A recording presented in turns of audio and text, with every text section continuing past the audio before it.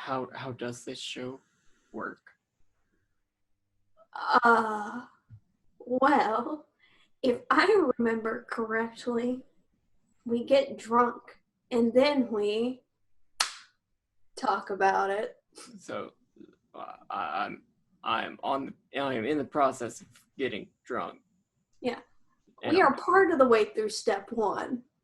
So I guess we should just start talking about it. Hello. I'm Cyber. I am Connor. Hi, I am Kylen, Kyle with an N. Niall. Yeah. Look, I am very tired. I just carried my 70-pound dog back up the stairs. Why do you have to carry her up the stairs? Okay, so like the steps in my apartment are they don't have the backs on the steps. It's literally just like the planks. I'm gesturing on our video call as if our viewers will know what I'm talking about, or as if you would know what I'm talking about. So, like, she can see through the horizontal slats. Yeah. Which, freaks her out, because like if you could only look forward and you had to like step up, it's like climbing a ladder with no backing. Yeah. It's, honestly, it's a valid fear. Yeah. As a child, I had the fear of falling through those types of stairs. So, But yeah, it scares her. We're working on it, but it's not going so well. But no. In the meantime, I will carry her up the stairs like the lady that she is, which is fine because like that's more of a workout than I've been getting for the past like 2 years. Yeah. And there are much worse ways to get fit than by carrying a doggo. Carrying a dog or cat. I'm lifting up Vax now and doing some quick reps. And he's just accepting it. Oh no! Now he's wiggling. Now he's not. He's mad at me because I've been in the office all day and have kept him out. So now he's just wanting attention so badly. So I must give him constant face pets. Pet my face. Ugh. He only wants his face pet. Like, he's just like, yes, give it to me. Yeah. Sometimes, very rarely, he will accept a belly rub. But most times he'll attack. Attack. Oh, I love my son. So you were in the office all day on streams? Yes, on streams. More so than my once a week Saturday stream. Because I have so much free time to give away, I accepted an offer to be on a one-shot today. And that was on the Greyhawk channel? Yes. So the offer came to me by way of a friend of the channel, LB Hack'em-Up. Yes. Pew, pew, yes, pew. LB. Pew, pew, pew, pew. Who messaged me on Discord saying, hey, a friend of mine, Greek Sid, otherwise, who I know better as Christina, is looking for players for a one-shot. She specifically is looking for female or non-binary people to make up the party. I would do it, but I'm out of town, so just asking around, asking people. So it's funny because I think I was talking to Indoor, and friend of the channel, Indoor Adventurer. Pew, pew, pew, pew, pew. And I was like, I think I'm gonna slow down on the streamed one shots. Guess what? I'm a liar. I love overcommitting. KyleWithAnN's a fucking liar. So I was like, you know what? Sign me up. So I get in contact with Christina and say, hey, I hear you have an opening. I'd like to play. And so she was more than willing to have me on the channel. And so yeah, I played a game of 5E as we did a little backstory one shot for her character, Zan, who is an Air Genasi celestial warlock. So, Isabel and Zephyr smushed together.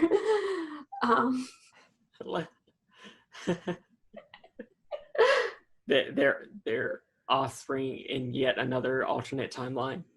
Oh, T?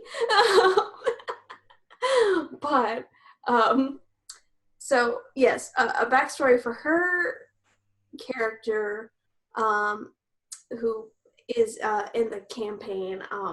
They're playing Temple of Elemental Evil over on the Greyhawk channel. The Temple of Elemental Evil, like the earlier module, not the 5th edition one. I am not entirely certain. I can't speak to that. Temple of Elemental Evil adventure was specifically written for Greyhawk, so it makes sense. I mean, this does take place in the campaign that the one shot that we did take place in Greyhawk specifically, so you're not wrong. That's probably. I still might be wrong. Sober Connor, let me know if I'm wrong. Sober Connor slamming up screenshots of Wikipedia articles. Sober Connor was busy today doing shit like that. So let me praise Sober Connor real quick. Of course. We are recording this about an hour after Let's Talk About It 10 got posted. Oh my god, I haven't even posted about it yet because I just got off stream. I'm such a bad promoter. So like in the past 2 weeks, not only have I been doing most of the streams that I've been usually doing, unfortunately because of injuries and power outages and just all around misfortune, our My Game on Pro Stars channel got canceled this past week. Oof. But it makes sense. We also lost another player, unfortunately. But people gotta take care of their stuff. So yeah, I didn't get to play that day, but I got to use some of that time and the time of Wednesday and time of Tuesday, and pretty much all day today where I wasn't, doing groceries or getting my hair cut or like other ways to take care of myself, editing Let's Talk About It. So, and let me just say, I am actually starting to learn how to edit videos. Wow. Growth. Yeah. So Supercon is doing good, and we have not been in a situation where there was more than one Let's Talk About It in the editing queue. Almost got there, but we didn't. But yeah. So Connor, we love, we stand, we support. But back to shit, what were we talking about? I mean, before this we were kind of talking about me getting into this one shot, but yeah. You want to keep talking about that? Yeah. Okay, cool. So yeah, yes.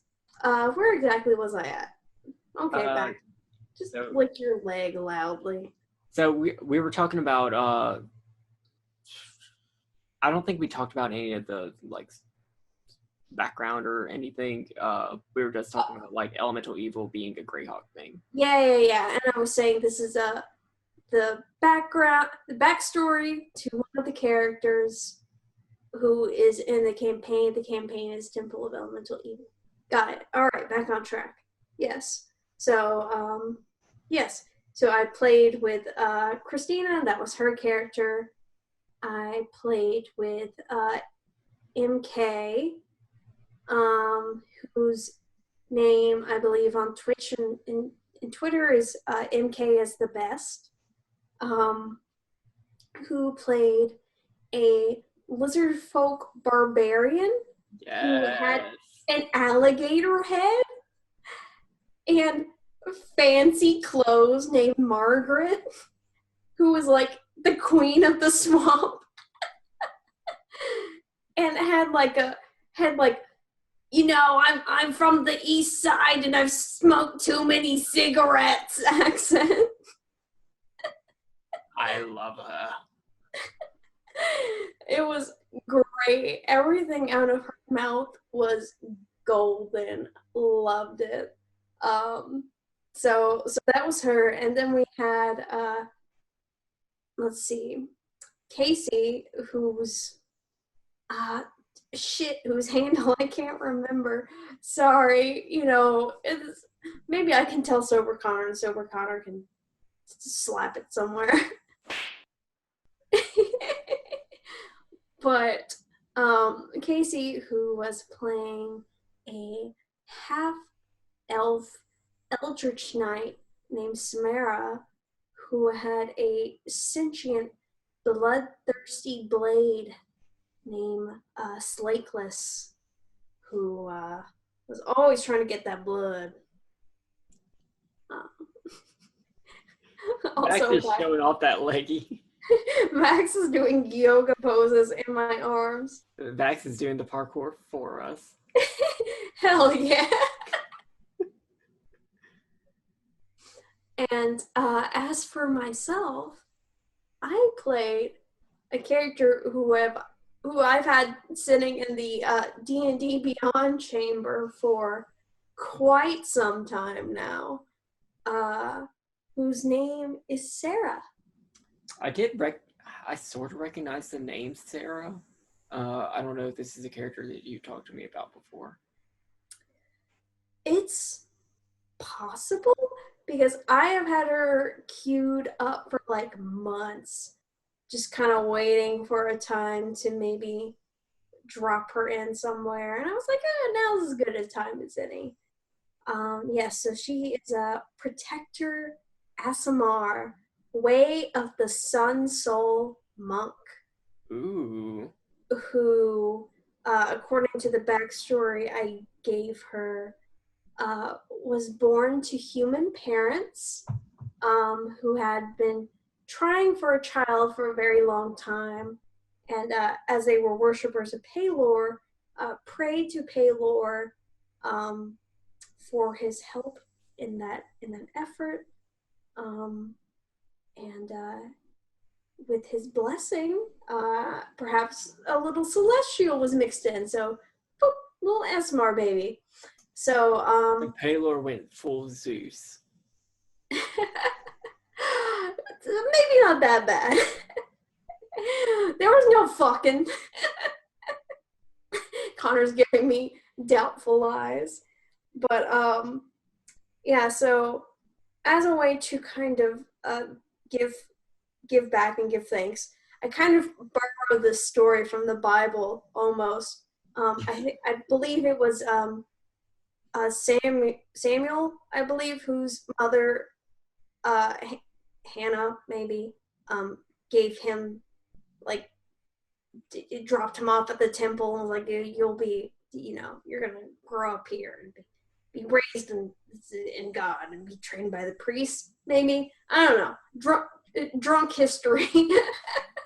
But, I kind of borrowed that. So, as a way to kind of almost like give back to Pelor to show thanks, she was dropped off at a monastery at an early age to some monks who kind of practice Pelor's teachings. Not exactly the clergy, but a little more of a spiritual approach to Paylor's ways.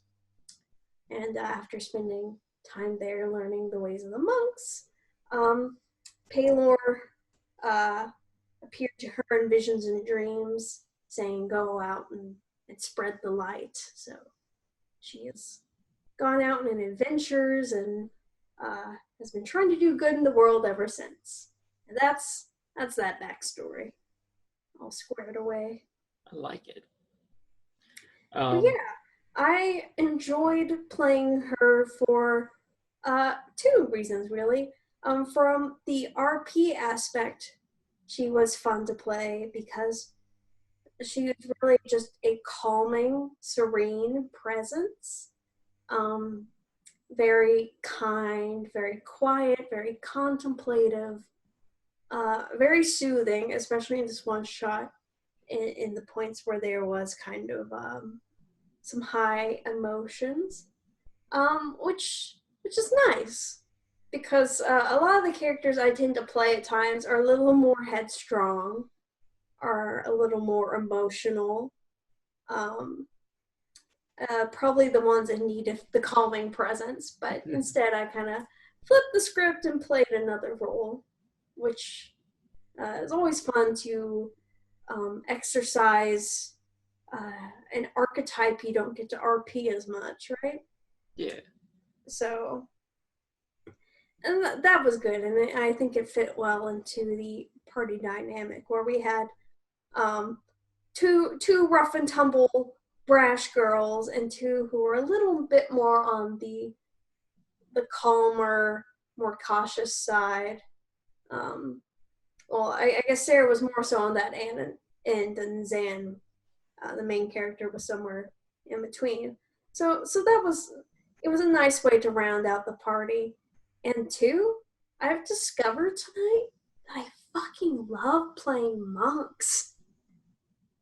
Like, holy shit, why have I not given monks a fair shot before? That shit is fun. Monk is the only class that I have not played.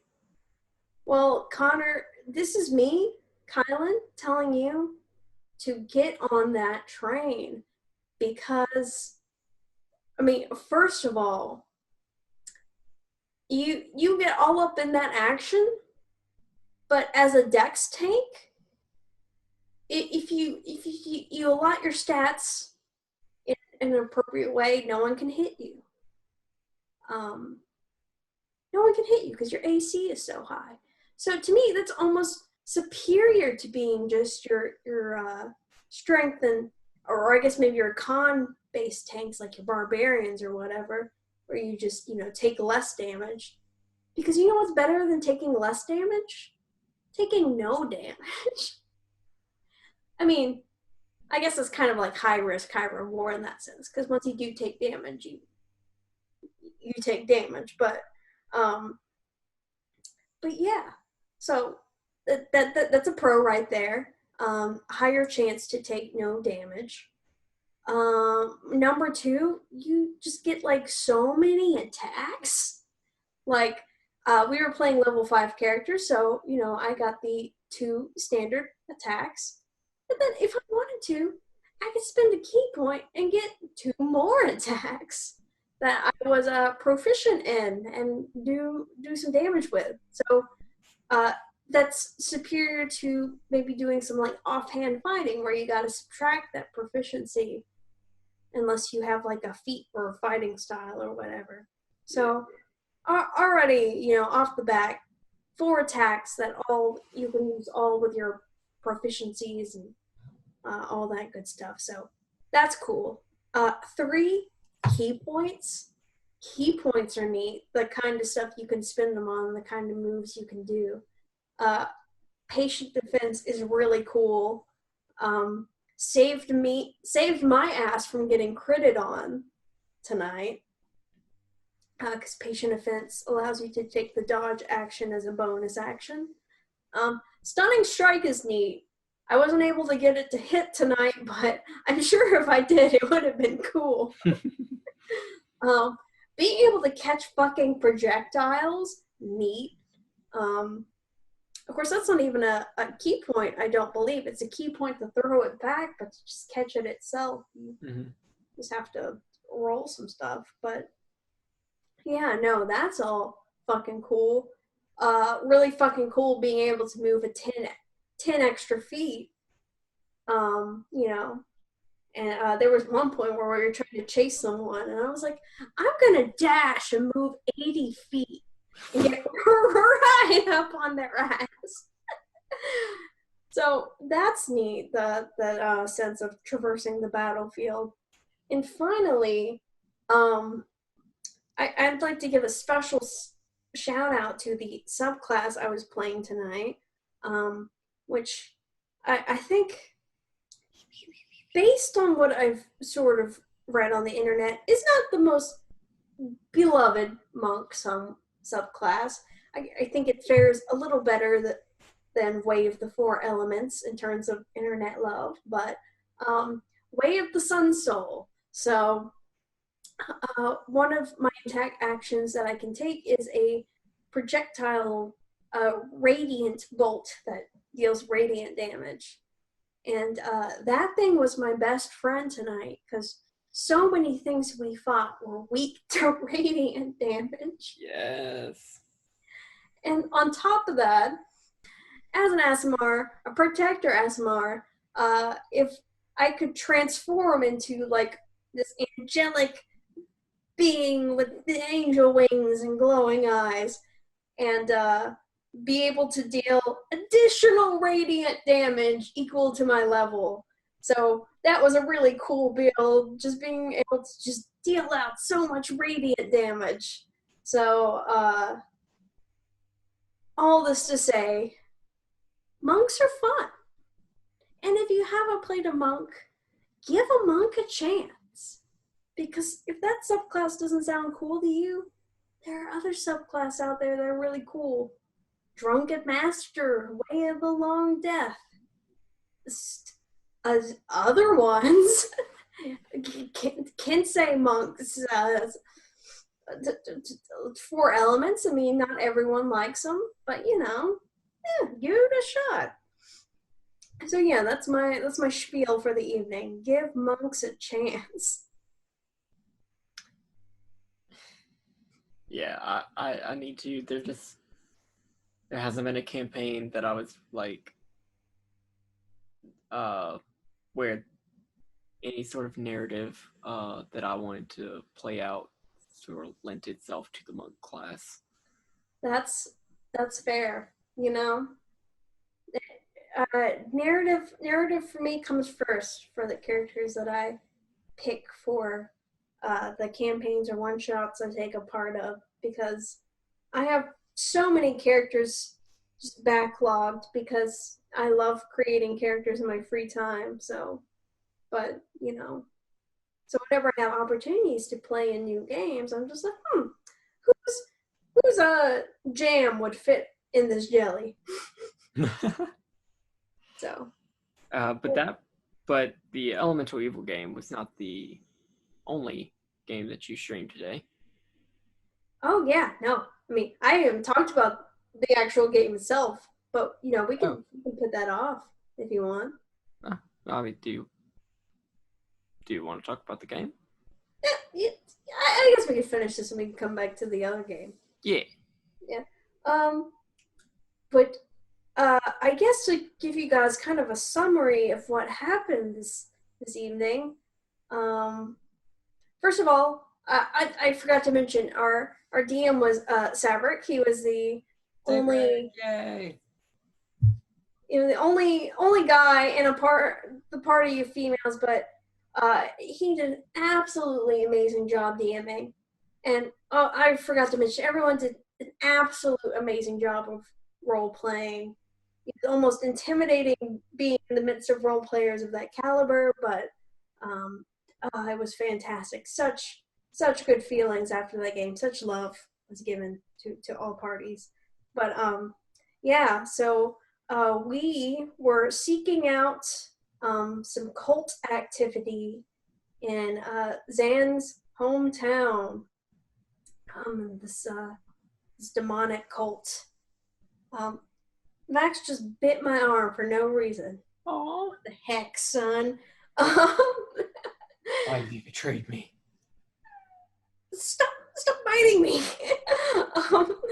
So we went to Zan's old house where her parents used to live. We found out that they were involved with the cult. Oh, we also fought a rot troll fun that was at the house. But yeah, I found out they were involved with the cult, and were able to find their kind of base of operations in that area.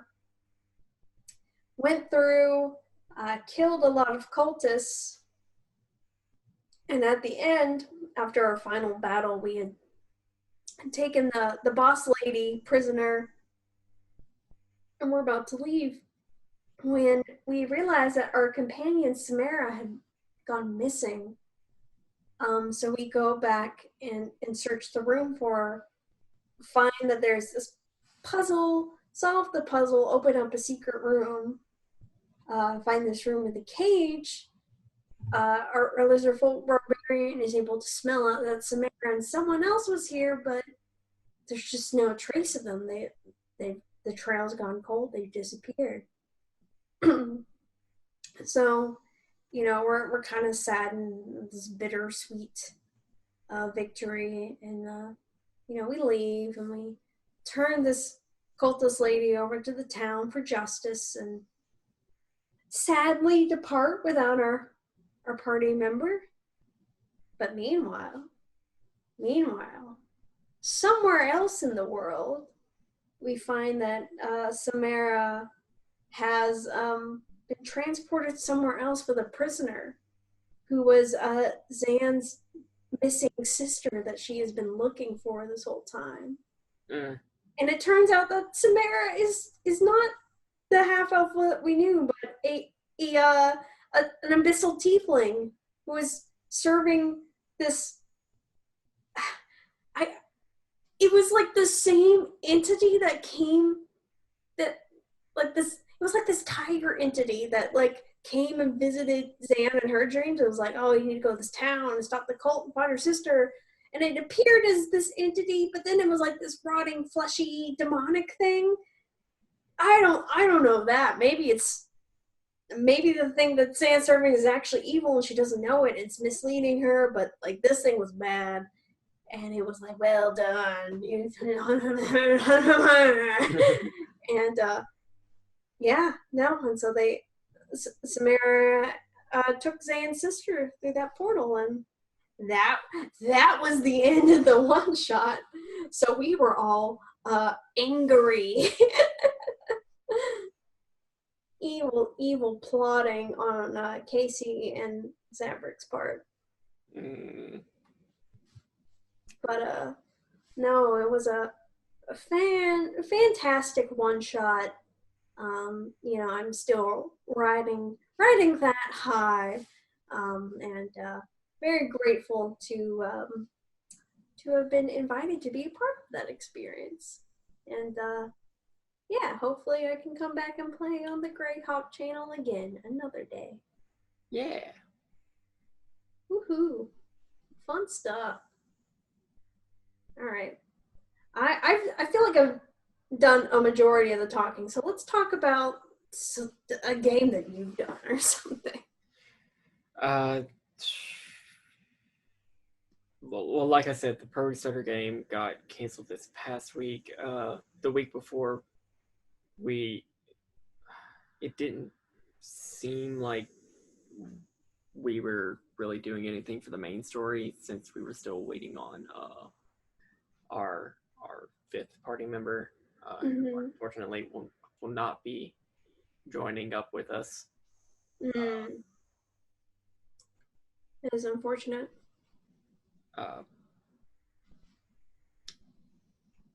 But stuff happening. We may or may not be trying to kill a hag as level 1 characters. Oh, T? I mean, what CR is a hag, really? Like, Green Hags are CR 3, I think I remember. our kiddos are probably gonna die. R.I.P. But yeah, I'm excited to see where that goes. It's just we haven't been able to play consistently enough for me to like really get into the mindset of this shifter kid. Yeah, sometimes it's kind of difficult to really get in the skin of your character in one session, depending. Um, one shots you really gotta accelerate that, but with like longer term campaigns, I always feel the transition into the role play you want takes a little longer. Really? Yeah. I mean, not like, I don't know. It's to me it's like an experimental process because I have an idea of what I want to do going in, but then there's like a sense of like nerves and like, okay, let's suss out the situation, let's suss out the story and the other characters and the dynamics and the you know and all that stuff. So sometimes it takes me, I feel, a little bit to really get into the character that I want to be. Mm-hmm. But if that's not apparent, then good. Well, I was thinking that was interesting because in another game that I'm in and have been in for, at the time of recording, about 6 months, Ooh. is the game on the Indoor Adventures channel. Yeah.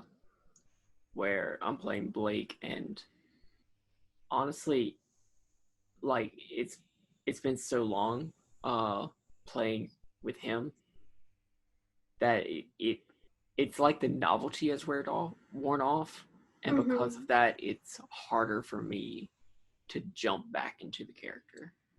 Interesting. That's really interesting. Can you explain that a little further? I've just been noticing in the past couple of sessions, and actually, if you watch the VODs, you can actually hear me call myself out on this.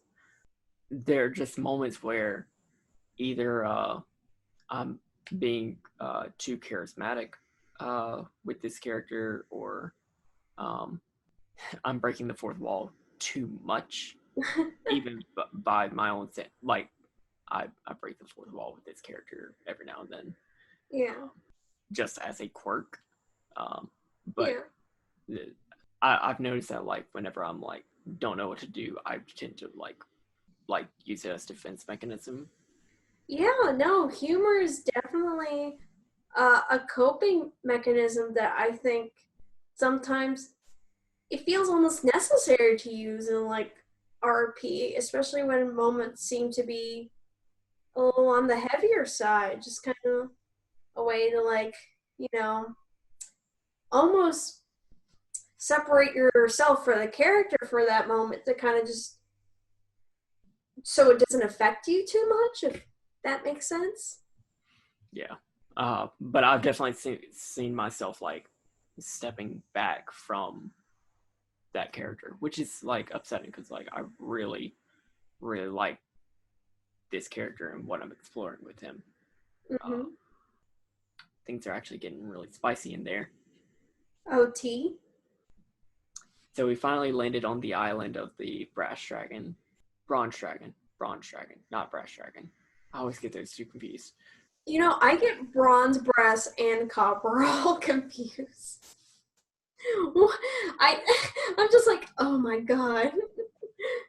They're all shades of brown. Who sprays what kind of damage? We finally landed on that island. And during one of our episodes, like, one of the seagulls specifically looked at me and like squawked and flew away. And all the other players were just like, "Oh yeah, seagulls do that. That's normal." And I'm like, "What the fuck? I don't live around seagulls. I've never lived around seagulls, so I did not know this." But later, during one of our night sequences, Blake just like was walking around the island and like sat down at a waystone and wrote his diary, which is like actually like a letter to a character from his backstory. That I've just been doing as like a writing exercise, but also Yeah. like if he wanted to release those as part of like a Patreon thing or whatever, that content's already there. Ooh woo. So I sat down to do that, and this little seagull like started creeping up and like looking at my stuff, the things that I was writing. And whenever I finished, I got up and walked away. The seagull was just like, dragon blood, indraconic. And I'm like, what? Are you gonna visit? You want me? Are you gonna visit the bronze dragon? It is bronze. Okay. I'm like, no. You should visit. And then flew away. So What the fuck? Indoor? indoor. What the fuck? I don't think I've said that in the past couple of sessions. I need to do better about that. Yeah. My challenge to you is what the fuck at indoor some more. But yeah, I should be able to visit that little bit of trauma in a coming up session. Spicy, spicy trauma. Probably not next session because I think we have to kill a hag. Ooh, hags abound. That seems to be a recurring theme in all of my games right now. Well, not the one that I was in, but we can get to that. Trista. Yeah. So my question for you, I guess, to kind of I bring it back a little bit to what you're talking about before. I mean, what do you do in that case when you're almost like it seems to be almost a sense of like burnout or like you've left the honeymoon phase of this character? Like, what do you do to combat that and to, I guess, maybe spark up the magic again? I put more drama into my backstory and hope that my DM brings it up. Traumatize me. So like with Blake, either that comes with me spicing up some of the lore with his patron is also the ancient black dragon that he was cloned from. Ooh. Who like led an army or was a conquering tyrant in his heyday.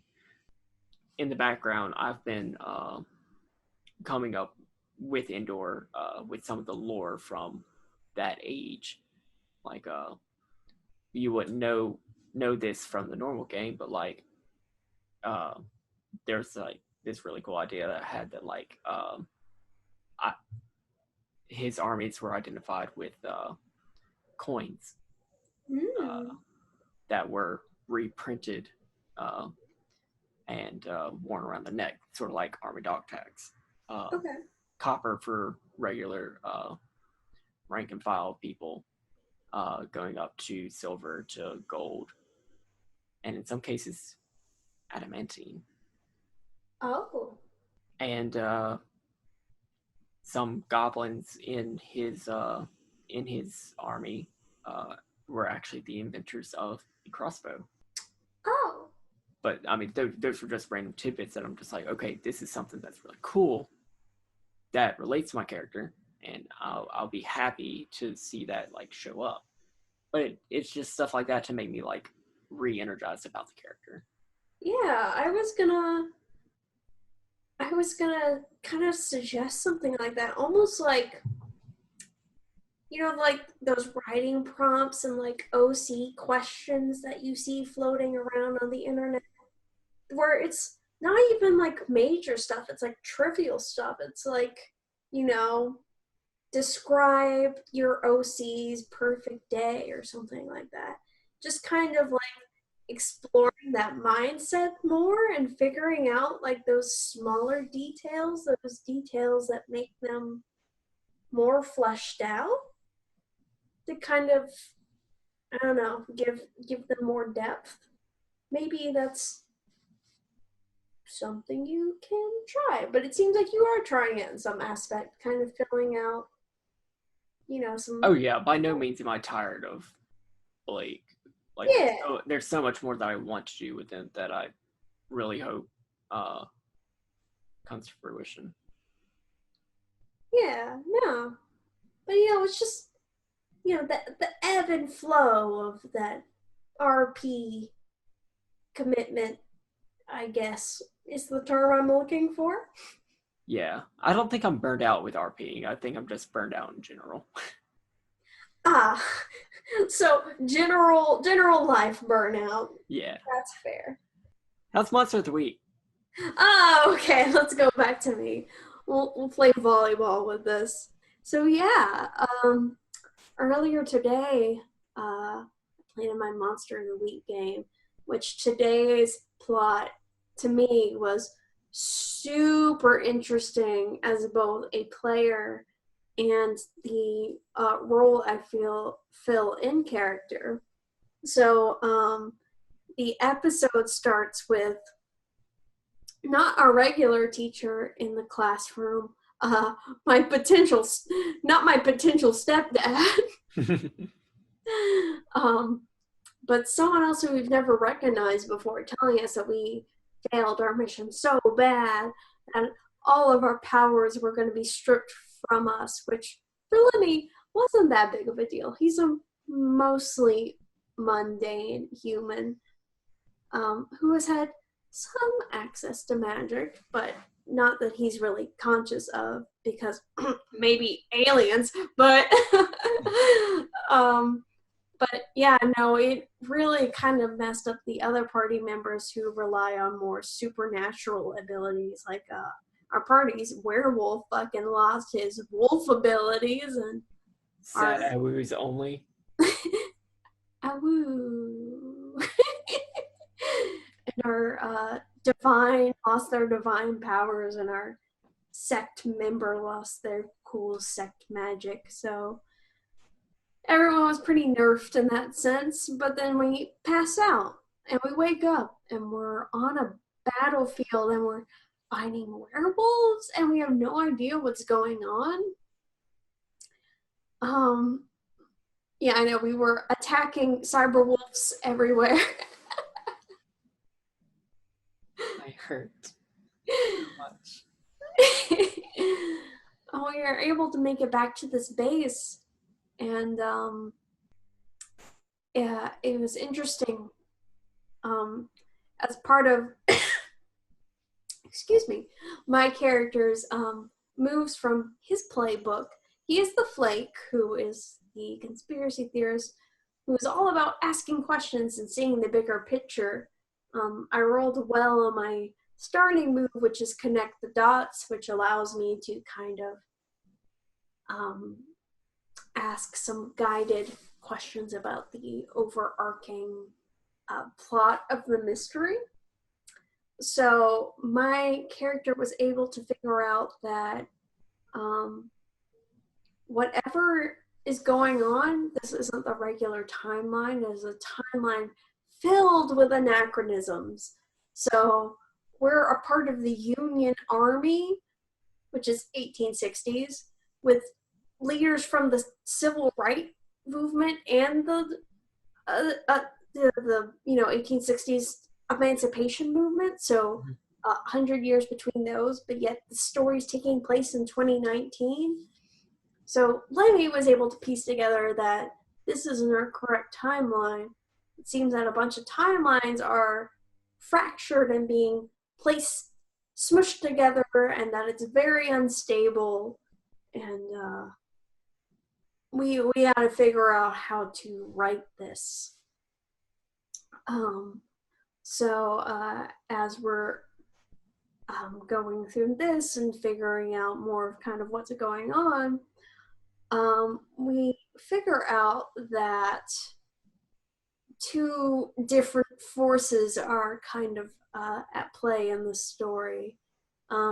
We have one who is, oh shit, I'm gonna get this name wrong.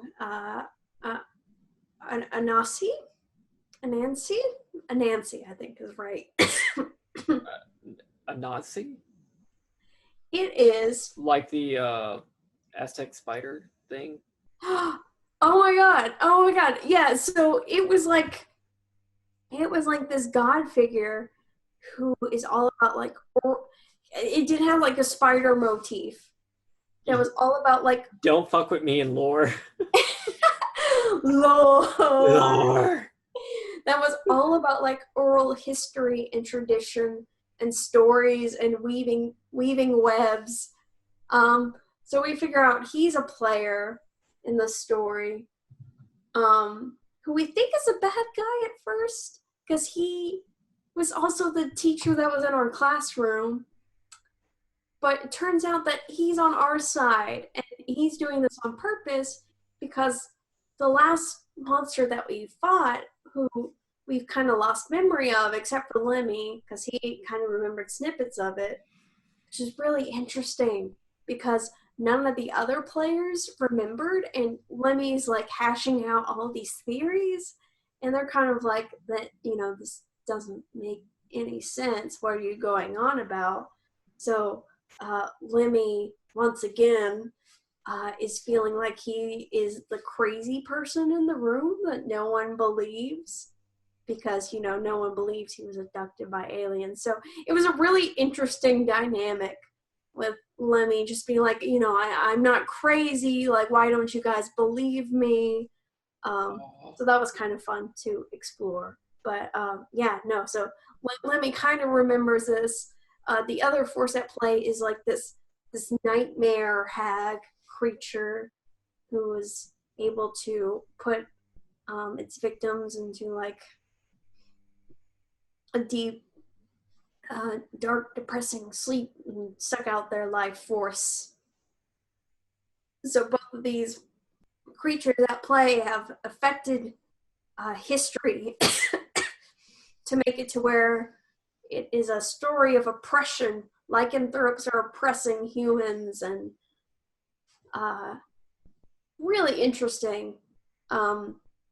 So by the end of it, we're able to infiltrate the Lycanthropes' base of operations, which was this natural history museum, interestingly enough, that had this idol or statue or something that we were originally looking for in our mission before we lost our memories and got sucked into this crazy altered time space, if I'm making sense. No, but I think that's on brand for Lemmy. Okay. No, you don't understand. It's all bigger picture stuff. But yeah, no.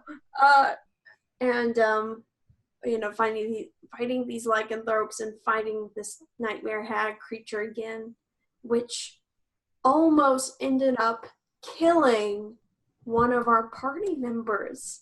So Ajax, played by friend of the channel, R Justice, lost all of his health to this nightmare hag creature while dealing the killing blow on it. And Prairie started a roll to determine who would come up upon the scene, and it just so happened that the person was Lemmy. So Lemmy walks up and sees this hag and Ajax choking each other out, and Ajax is on death's door. And yeah, Prairie was like, "What would you like to do?" And Lemmy decides to throw some throwing knives and try to sever this choking connection. And Bruce was like, well, you know, he's technically dying and there's not supposed to be anything you can do about it, but I'll allow it because, you know, rule of cool. Mm-hmm. I ended up failing the roll, but Monster of the Week has this interesting feature called luck, which you can spend a luck to get like the best possible result on a roll. But however, you have so many luck points to spend, and if you end up spending your last luck point, very bad consequences happen to your character in game. So it's just like, how much luck can you spend before you doom yourself? You know? And are you willing to take the last luck point? It's, I think, a very interesting concept, but I did spend the luck on to save Ajax and was able to save him from dying. Yeah, and it was interesting the way that story kind of wrapped up. Was almost like a fast forward to the future, many years in the future, where people were still telling the story of how our party saved the day, because the theme was, oral history and tradition, and how, regardless of what may have happened, if so many people believe something happened, then it's the truth. So I personally loved it as just a player, just because of those kinds of themes and the way it all weaved together. Like, I love Pro Restarter as a DM, but I think today he really knocked it out of the park in the terms of the story that he told. Yeah. Also, it was very nice because he specifically shouted out those characters because it's Black History Month, and so he specifically wanted to draw on those themes. So it was very cool. Mm-hmm. But next time, maybe a little spoiler, but not too much, we are getting a downtime RP episode, so you can see more inter-party relationship building and perhaps drama. I mean, it's Pro Research Channel. Yeah. So, drama. Regardless, but yeah, that was that session today. I really loved it because Lemmy took a lot of the forefront of the mystery solving, while the other characters felt a little bewildered, despondent over the situation in which their powers had been taken from them. Lemmy really stepped up to the plate, so that was kind of cool. But yeah.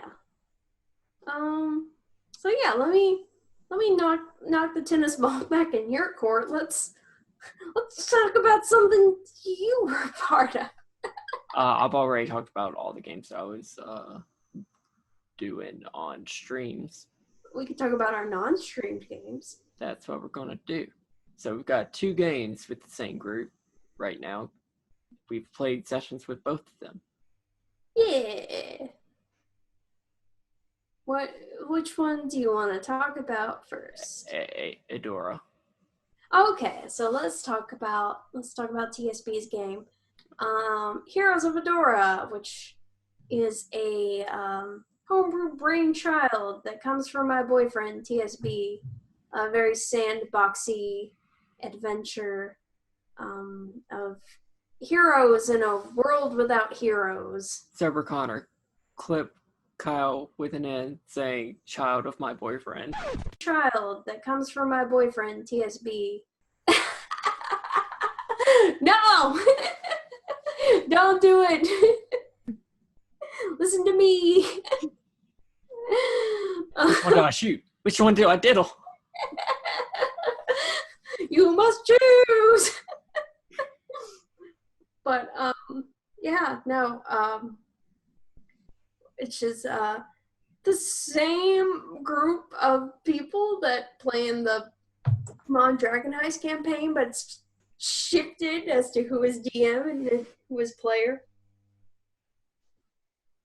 And it's been, have we had 2 sessions since we last talked about it? Yes. Is that right? Okay, well, yep. Yeah. We've had our level up and we've had this one. Yeah, so we have 2 level ups. We're level 4 now, which is awesome. But yeah, I play my beloved gnome bard. Ellie would pluck string. Um, was extremely charismatic, but extremely unwise. Um, innocent and gullible, and a total rock star. And Connor, who do you play? I play Skewer, the frat boy werewolf. Who's in the chat? Yes, Skewer, my first D&D 5e OC. He's a blood hunter or the Lycan. He got a sword. He runs in. He beats shit up. Yeah, Tries to. tries. But so I guess to back it up, not this past session, but the session before, um, kind of doing some doing some favors for a wizard, clearing out a wizard tower of enchanted armor and swords, which was fun. But to me, the best part of the session came from our level 3 level up montages, because we all picked classes, barbarian, fighter, bard, and blood hunter, that take their subclasses at level 3. So our DM concocted um, almost like dream sequence storytelling sequences. Well, not all of us had a dream sequence, but I'll leave you to talk about that. Yeah, my But shit was real. sequences to kind of explain perhaps what could have led us to have gotten this new power. So for my character, mine was easy. I just had a lovely dream um, that my character's mother was telling her, stories of heroes and adventure and exploits and everything, to kind of explain how she got to be a bard to a lore bard. But it was very sad in character because Ellie woke up not remembering the dream at all. So not remembering her mom. Uh, so big sad on Kylen's part. But no, mine was simple. Let's talk about Skewers, because Skewer had skill challenges. Yeah, so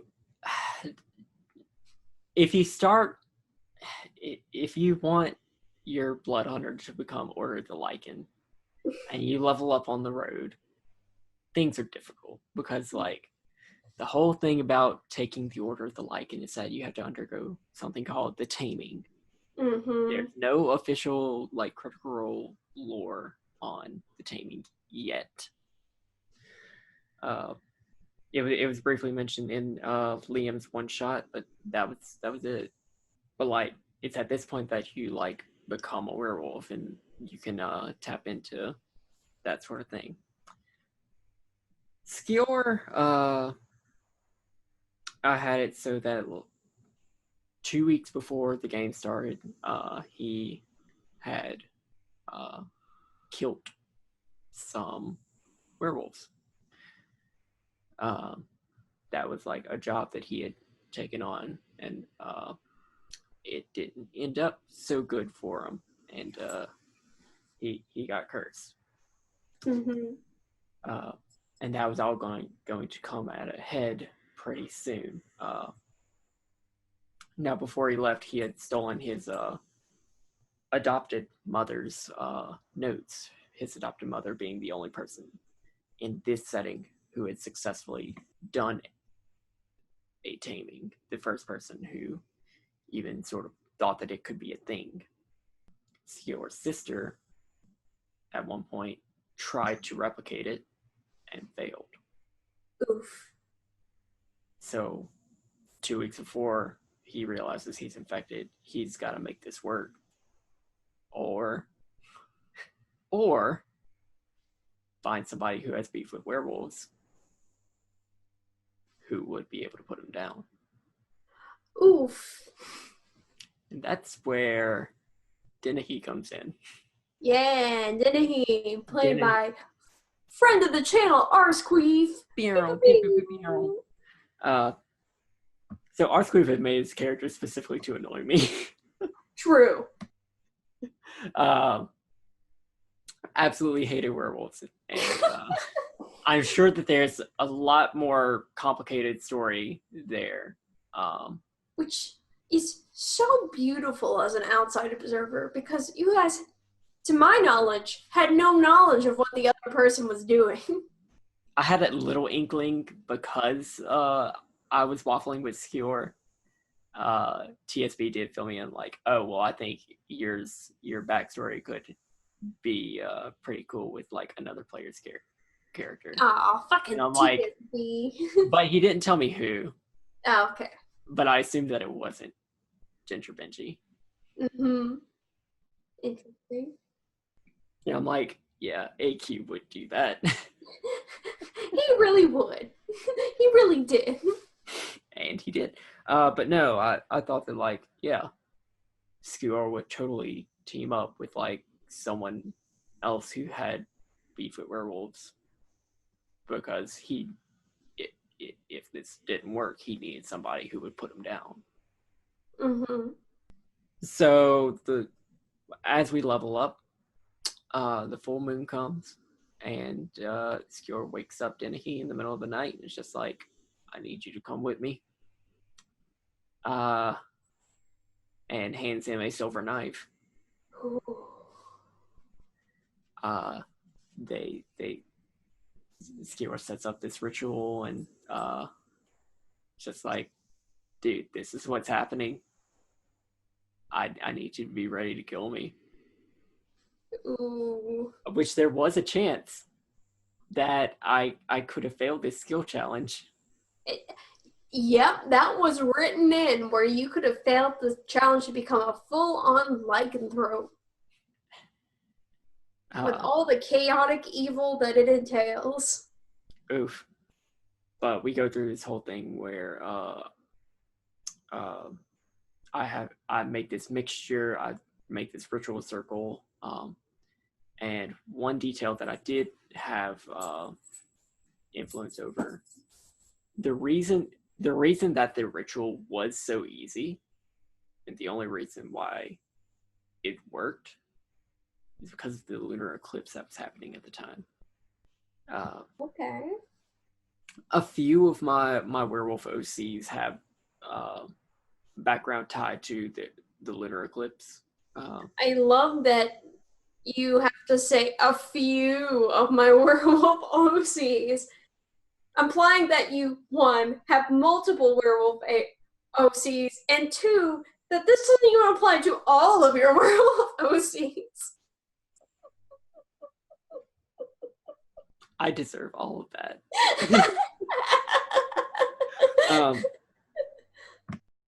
Well, I can't talk about a lot of them, but like Koyar. Koyar is the son of two werewolves, but he is a shifter. And whenever I originally come up with the concept, I'm like, if he was born during a blood moon, if he was born during a lunar eclipse, that could have an effect on his physiology. I'm like half lycanthrope or something like that.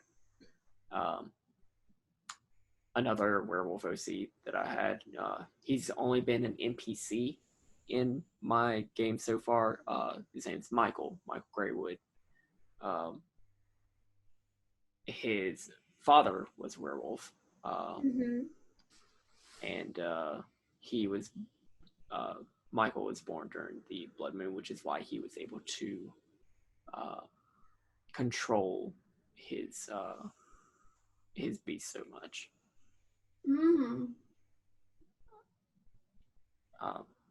And the reason that I deal with that I like having my characters tied to the lunar eclipses so much is just because I like watching lunar eclipses, and it seems like they've been happening like fairly often. It's just that fucking Simpsons meme of Marge where she's just like, I just think they're neat. I just think they're neat with werewolves. But yeah, Blood Moon ritual ended up with some weird dream sequence where I had to kill my inner beast. Yeah. Which I didn't know if like killing it was the best option at that point, but TSV was just like, yeah, dude, it's trying to kill you. You gotta do this. Yeah, that But was. I had insider knowledge. That was the way that you were supposed to go about it. yeah, because like I was like grappling this thing and like trying to get it to submit, but nah, Submit. I had to kill it. Yeah.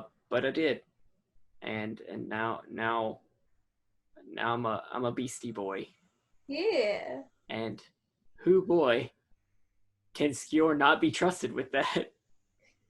Yeah, it was interesting in our very next session, in one of our battles, because we had quite a few battles. It was a very much kind of travel encounter session, which was a lot of fun, I think. But and I think our second encounter, there came a point where, because one of the features of uh, the lycanthrope blood hunter is, well, you can explain it a little more than I can.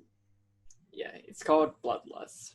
If you take damage on your turn at the beginning, or if you take damage on your next turn, you have to succeed on a wisdom save equal to, well, you have to succeed on a wisdom save. If you fail it, you have to use your attack action on the nearest creature, whether it be friend or foe. Mm-hmm. And so you failed one of your bloodlust saves, and there it was a kind of a clusterfucky situation. So TSB rolled the dice, and guess what? You hit Ellie, and my God, you absolutely skewered the fuck out of her. Like I was 8 points away from passing out. Yeah, I have definitely built Skior to be a damage per second character. Yeah, so I mean, And who boy, did you take that damage in that second? oh, I certainly did. Um, I mean, it was fine. You know, my character has cure wounds, and like on the next turn, I was able to heal all the damage back that I had taken, but it had very interesting role play consequences afterwards. Because here's fucking Dennehy, who is like 5 seconds away from stabbing you at any moment. And then Ellie, who's just kind of like heartbroken, just like, that really hurt. Why would you do that, Skewer?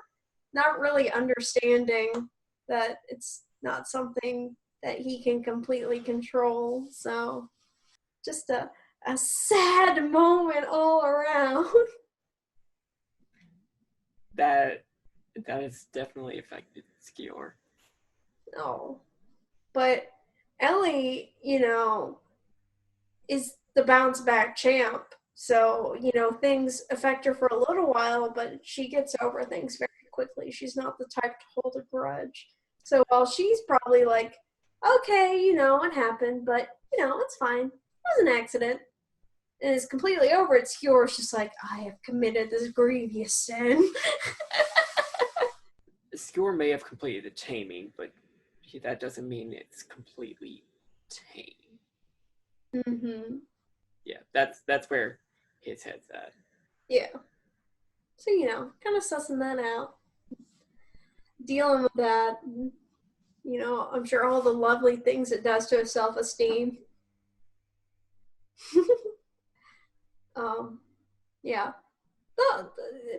In lighter news, I really dug deep into that low wisdom on my character. When one of our first encounters was with a Gorgon, which is a CR5 creature, and we were a level 3 party of 4. And I decided to, because, TSB was trying to be kind and nerf the creature by rusting it up. And I decided to use prestidigitate to like clean its little rust spots and free up its petrifying AoE attack that I could have died. Yeah, that could have killed Skewer. I mean, luckily he saved, but yeah, it was such a bad move on my part that at the end of the session, TSB awarded me inspiration. He was like, "That was terrible, but awesome in character. Have an inspiration." So that was fun, and oh, I gotta talk about my favorite scene from the episode. The yeah, oh, actually, I'm able to explain it out of character. So, Ellie, it was around the time that Dennehy and Ellie were like switching watch or something, where we hear kind of this sad cry off in the distance. So Dennehy and Ellie are like, let's go check it out and see what this is.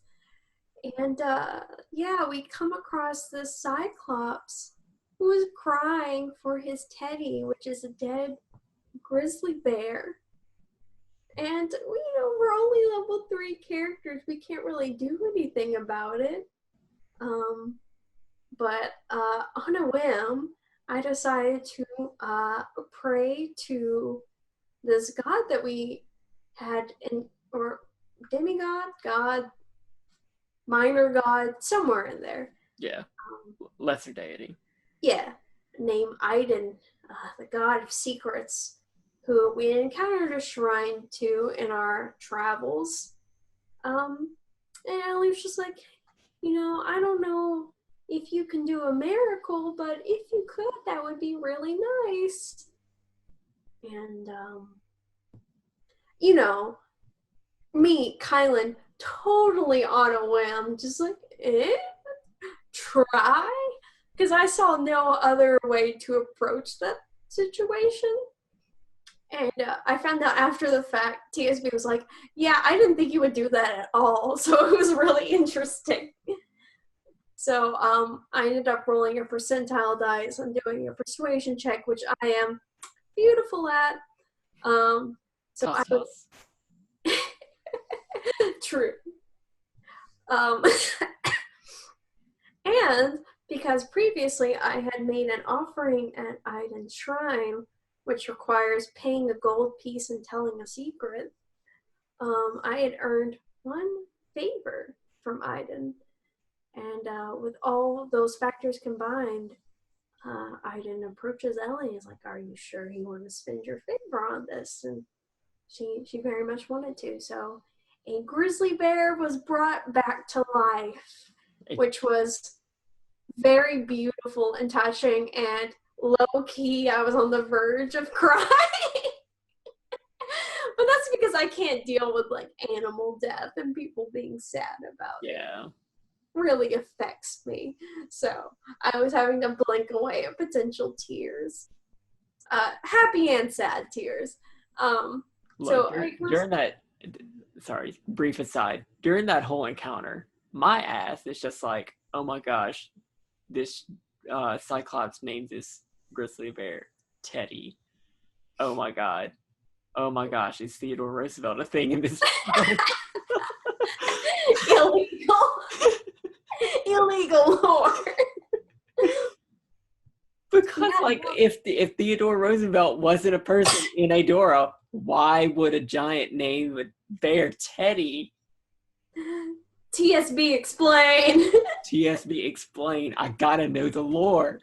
Of course, I'm sure that's all your ass could do, because your character was asleep during this time. My character was asleep, and my character has not reacted well to Aiden at all. Yeah, true, because I didn't try to suss out a secret, and I'm just like, why would I tell you this? Yeah, and it ended up being a detriment to you in your skill challenge, because I didn't help you or some shit like that.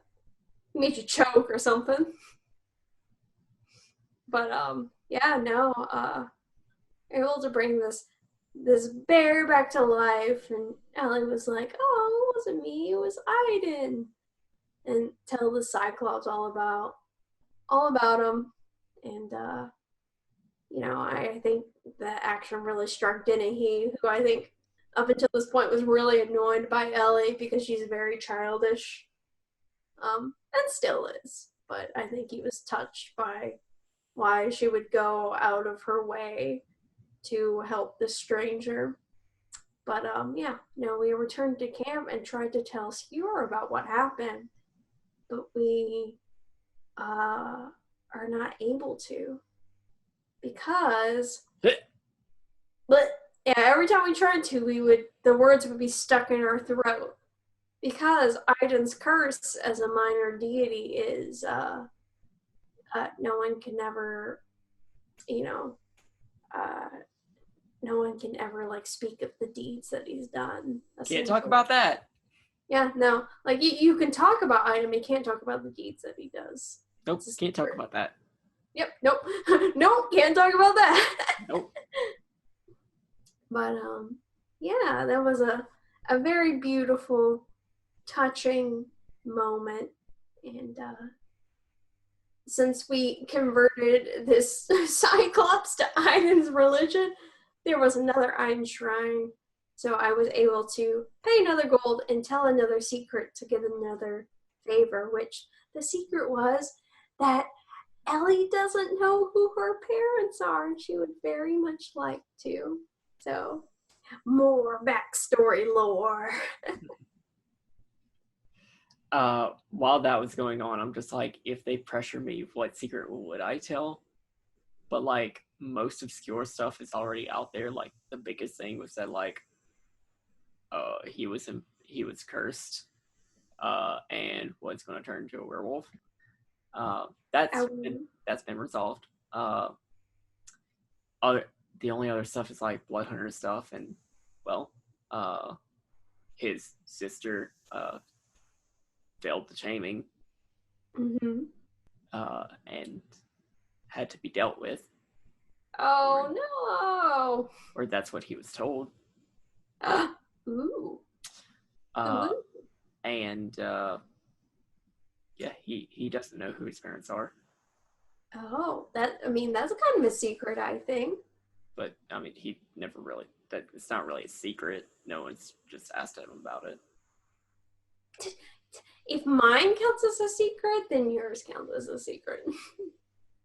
But like, he wouldn't think of it as a secret. I guess that's fair. It's all about how you approach it, I suppose. But Dragon Heist. Yeah, let's talk about Dragon Heist. Yeah, and then we'll take a little break.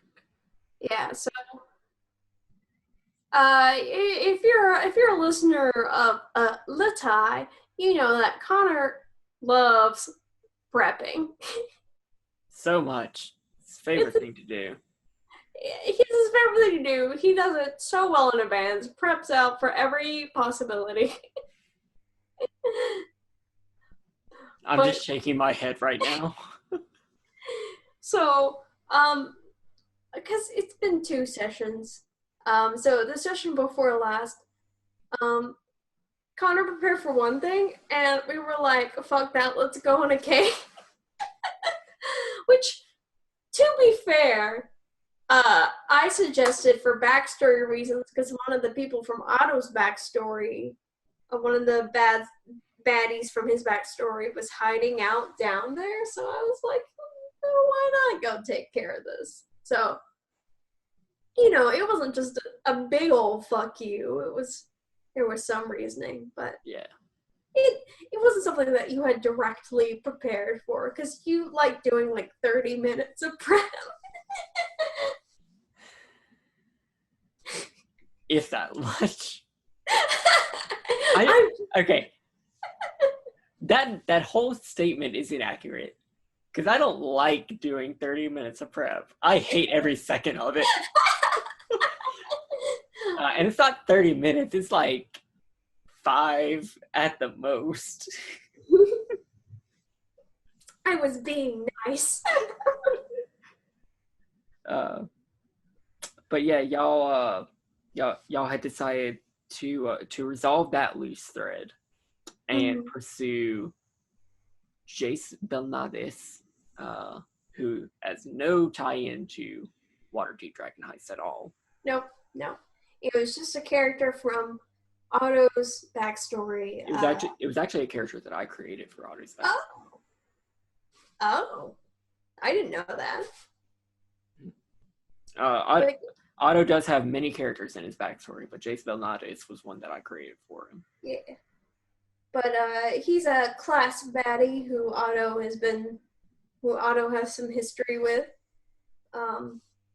So yeah, our first session was Connor basically going through D&D Beyond and looking for weird Yeah, I just found aberrations, and it's just like, oh, hey, yeah, aberrations.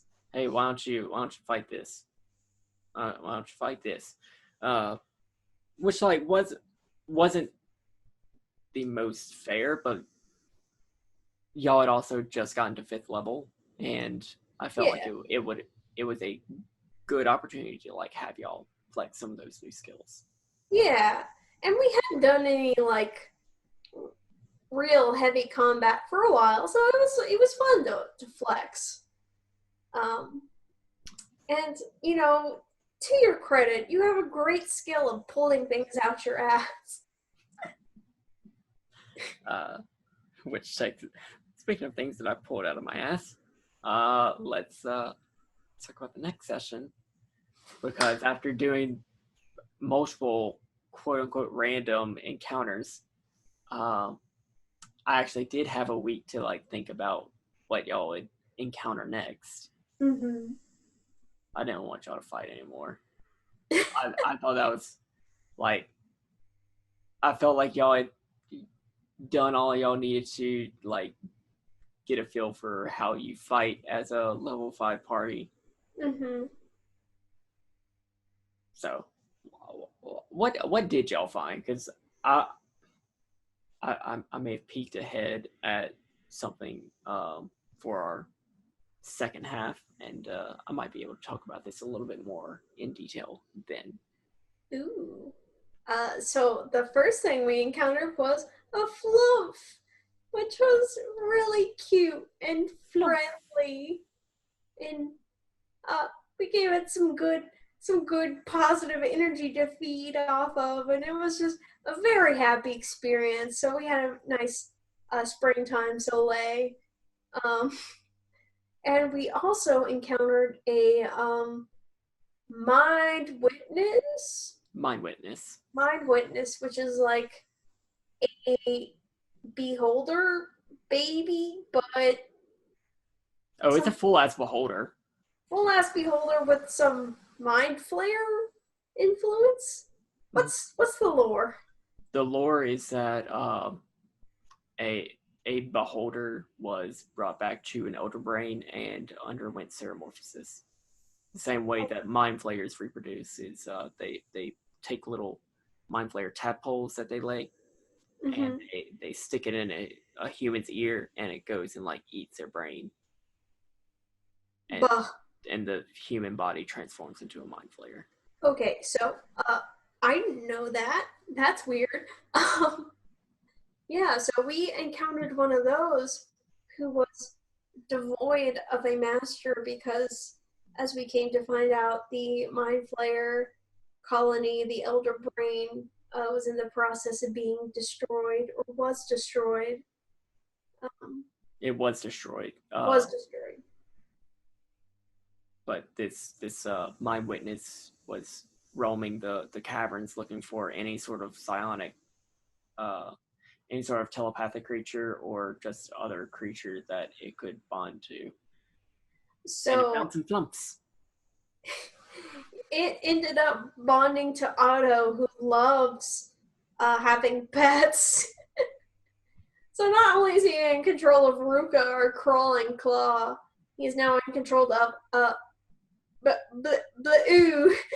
Blue, our fucking mind witness, who is essentially our telepathic walkie-talkie, as a way for all of us to communicate without having to speak out loud, which I fucking got Otto's ass.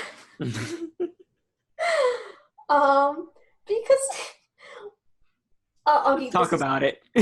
spoiler free as possible to avoid some. Let's talk about it. Oh fuck, that's some leggy. Um, My dog is looking at me very concerned. to avoid some quote unquote Dragon Deep Water heist spoilers. Otto has romanced one of the characters who is secretly a Rakshasa.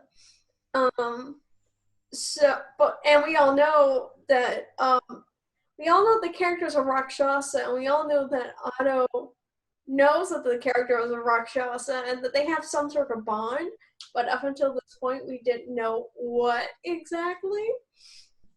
So Solei's like, hey, Otto, let's play a word association game. So Connor's doing some obscene gestures. So Soleil was just like, oh, show me what you're thinking of when I say this. And use some pretty benign examples to make him feel comfortable. And then was like, all right, what do you think of when I say, insert character's name here? And boy, howdy, did we get them? We got enough mental pictures to figure out. We didn't get explicit mental pictures, but we got the walk home mental pictures. So I was just like, and Otto was not too happy, but we got even more lore later. But yeah, no. So after we got our walkie-talkie, we did some skill. We did a skill challenge avoiding this battle that was between Aboleth and some. It's called a Neotholid. Neotholid, that's what it was. It is, so those mind flare tadpoles that they use to reproduce. Mm-hmm. So whenever the Elder Brain was destroyed, all the mind flare tadpoles that were in its little vat, they couldn't be inserted into new hosts. They couldn't mature. So they started starving. Oh. One of them ate the rest of them. Oh. That's what it became. Oh. See how much lore Connor pulls out of his ass when he doesn't prepare?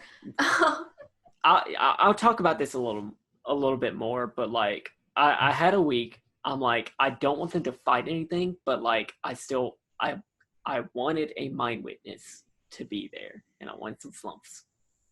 Yeah. But like, I can't have a mind witness without there being a mind flayer colony. But I didn't want them to fight mind flayers, so I'm like, okay. I didn't want a mind flayer colony to be there because there was no lore in Critical Role about there being a mind flayer colony underneath Iman. Mm-hmm.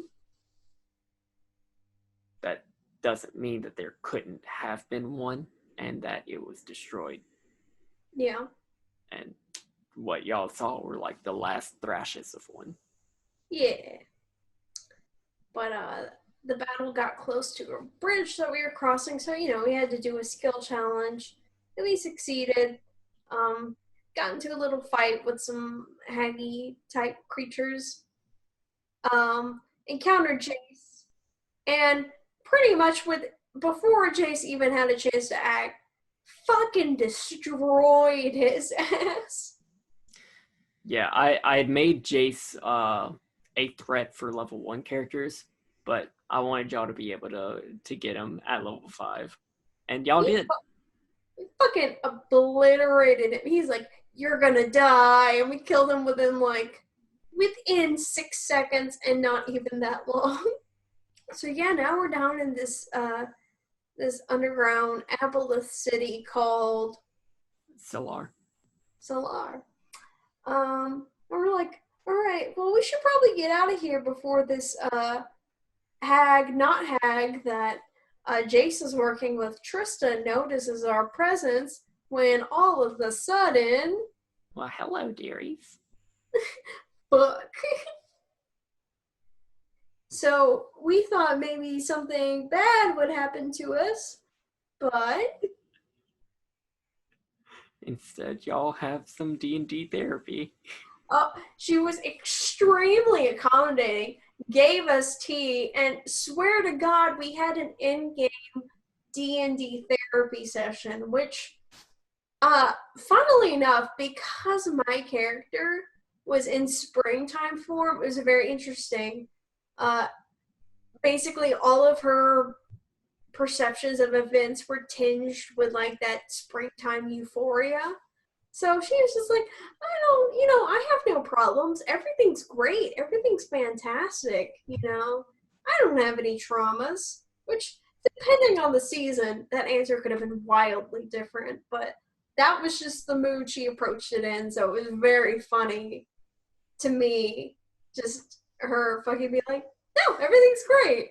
Meanwhile, Otto, Krevny, and Glide are just like unloading baggage on this fucking hag woman. I mean, and she was there to talk it out. Y'all had helped her tie up at loose end. Yeah. Krevny, got Chaos into fulfilling a thing for the favor for her, which is just speaking to this dead person, but whatever, simple stuff.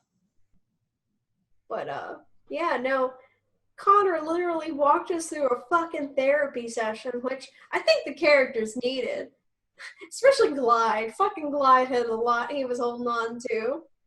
Yeah, and well, see, Ginger Benji had asked me just like, hey, look, I think I need something to push him into like that backstory, and so I'm like, okay, well, let me temper out your emotions or your character's emotions real quick. Yeah, because I think that we need that, and that might be a good way to like get you back in the mindset of like, hey, duty, let me go back over here and see all that wonderful stuff that's in the Flames Reach. Yeah. The stuff that I actually prepared for.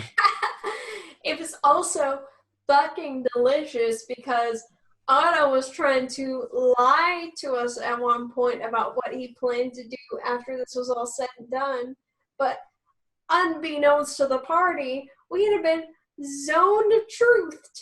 And he failed that save and revealed to all of us his plan to open up a business with his lover, who he revealed was his lover, and make enough money to leave him on one day. And fucking got him. It was fantastic. But no, I think it was very much needed.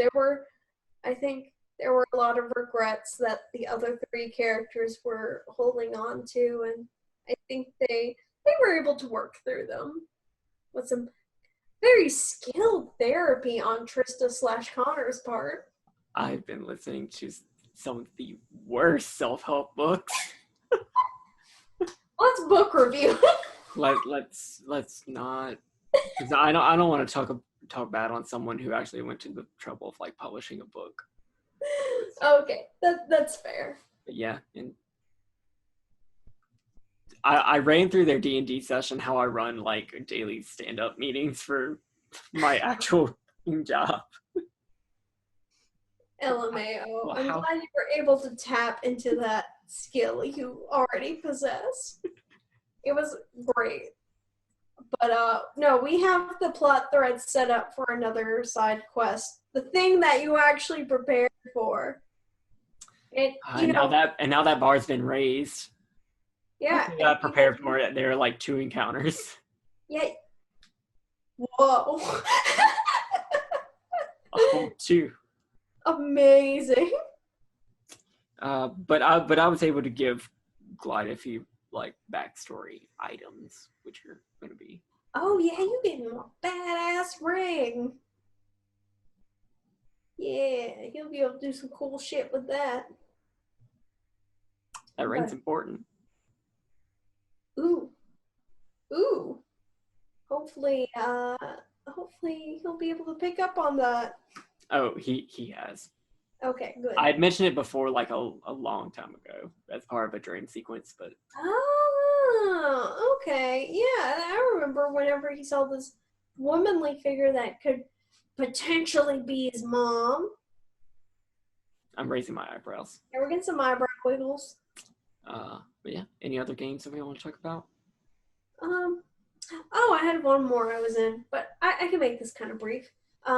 We had our session 1 for Storms and Stars, our last for the Awful Sea campaign, which was super cool. I was in the presence of the lovely, skilled people who frequent off the table, and I, felt inadequate in their presence. No, not quite, but it was a little intimidating because they're all fantastic role players, and it's very interesting because all their characters are very subtle, reserved, um, very good at treating social interactions with the respect they deserve. And there's fucking Dagny, who is not subtle, not polite, very much wears her heart on her sleeve and will tell you like it is and how she feels, which is very interesting in a game like Alas, which is there are consequences for violence and violent actions, and there's more, it's very much a social game and how you navigate the social spheres, and with themes of poverty and class imbalance and what have you. And that is not Dagny's forte. Not very subtle at all. So all these characters are going about these social interactions in a graceful way, and Dagny's fucking cursing up a storm and just is a fucking drunkard. Drinks way more than anyone should, but is somehow still able to navigate a ship. And yeah, just cusses up a fucking storm and is not super polite. Loves her captain though, and probably loves her captain a little too much, if you know what I'm saying. Wink wonk. Wink wonk. Does not have has a love-hate relationship with the ship's doctor, who thinks that Dagny is fucking doomed to self-destruction. But Dagny disregards all of her advice and has an interesting relation with the scholar stowaway passenger on the ship. Not a stowaway, an actual passenger, who she's just like, oh, you poor thing, you read books, that's so boring. Why don't you do something real, like, I don't know, gut a fish with your bare hands? So, and it's very kind of blunt with her about that. So, yeah, no, it's very interesting, and I'm excited to see how this continues to play out, and I hope in future sessions, which I know it'll happen, that one or more of the characters is able to elicit the more human side of Dagny, not just the bravado that she puts out, and is able to understand why she acts the way she does. I likened her to a 7-layer bean dip of emotions. Because that's true. She's got lots of levels of emotions to mask her pain. She is so full of beans. So many beans. Gosh, you're so full of beans today. But that's the gist of that. So let's cut to a break. Let's re-up. Let's re-up. Let's I gotta pee. How are we gonna transition? How are we gonna do this break?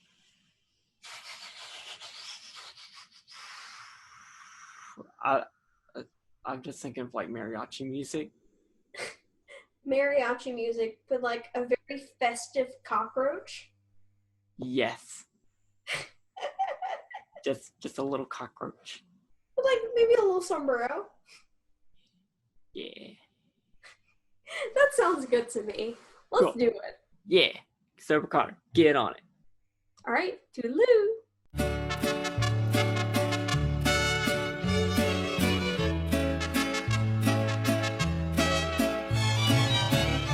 So now that we're done talking about our OCs, I would just like to say, before we get on topic, that I came back and intimidated the fuck out of Connor by popping open a wine bottle and drinking straight from it. We never actually... KyleWithAnN, what were you drinking? Oh shit, we missed an integral part of our show. Frequent listeners of the show know that I'm, I suppose, pretty basic in the drinks that I drink. So, per usual, I was drinking a rum and Coke. And now I am drinking White Zinfandel straight from the bottle. What about you? So, after my stream, because I actually did not drink during the stream, started a little bit late, and yeah, I am a struggling single father. Not my best. After the session, I made a ginger lime Coke, Diet Coke, and gin. Oh, how was that? It was good. It was tasty. It burned a little bit at the end, but that was the ginger, not the gin. And then during our first half of the show, I was drinking some Monster and gin. A classic Cybrwulf combo. And now, because, you know, I gotta wake up in the morning and figure out what's going on with Dragon Heist. I gotta do my 5 seconds of planning. I have some water to cap off the night. Yeah, very responsible. Also, I'm sorry I had to miss your stream tonight. How did it go? I kept getting 2 things and then like forgetting what I was doing. Oh, so classic. So like I went up Death Mountain and like got a Korok seed, and then like forgot that I went up there for a memory, and like jumped off a cliff. Instead of like getting the memory. Efficient. Yeah. It was a lot of shit like that. I'm sad I missed out, but I will be there for the next one. So before we streamed, while I was running around trying to, I don't know, practice self-care, not even self-care, just taking care of myself and my dog, running errands. You had actually come up with a really neat thing for this particular episode of Let's Talk About It. Yeah, because, you know, we're really good at planning this show. You know, we give it Connor levels of prep time. So, very last minute, I decided, hey, what if we kind of took some, for our second half, kind of took some, like, viewer questions and see what people wanted to learn about us. So I entreated the people of Twitter to ask questions. And, you know, if I had given it more time, we would have gotten some more, but we got a few pretty good ones. And I think since this first half ran a little long, if we're not able to prolong this part for too long, it'll be fine. Yeah, So, I mean, it just gives Sober Connor less stuff to edit. yeah, because this last episode already was so much for Sober Connor. It's okay. You did it, though. I'm going to let him respond to it. This video segment of Sober Connor being like, what the fuck? I do so much, and I am a single fuck. Oh, lady. Good girl. She's so good. She's such a good girl. She's laying on her little stuffed duck. No. Oh, and now she's crying. Oh my god. Oh, she put her head on his lap. This is too good. Oh, I was gonna say something else, but now I gotta soak this all in. But you people can't even. It is way past Lee's bedtime. Oh, can she not go to bed while you're awake? I mean, her husband's sleeping. Oh, okay. So I realized today that she is pretty close to figuring out how to get out of her kennel, but she's actually like, she's going to bend the bars to tear it apart. Oh no. She's too strong, too smart. I bent them back, but oh my god, it's gonna get bad pretty soon. Too smart. So, yeah, I have some questions curated from the Twitterverse, which thank you to everyone who sent in questions. Yeah. Nice of you. So I'm just gonna kind of go through and read the ones that I like. Which, let's start off light. I want to go with this one, which is from @cc-2224, otherwise known as Dave, friend of the channel, by the way. Pew, pew, pew. Part of my Monster of the Week game. And he asks us simply, yeet or yoink? Pointing at myself. This bitch empty. Yeet. Honestly, same. The pure power of a yeet, I don't think can stand up to a yoink. Well, yeah. Yoinks are funny. It's kind of just like, oh, yoink. It's like just a little bitty like yoink, but like yeets are full body, powerful throws. Like of the two primal forces that are yeet and yoink, we have to go with the yeet. Yeah, no contest. The yeet is the powerhouse here. Although, to its credit, I do love a good yoink. But if you're making me choose between my two loves, definitely going with the yeet. I fucking love it. I love that question. So this question comes from at rjustice282. So friend of the channel, RJ, rjustice, pew, pew, pew, who plays in games with both of us. Monster of the Week on my part. Indoor Adventures on mine. So once again, another this or this question. So drama or lore? So this is the question that I was referencing earlier.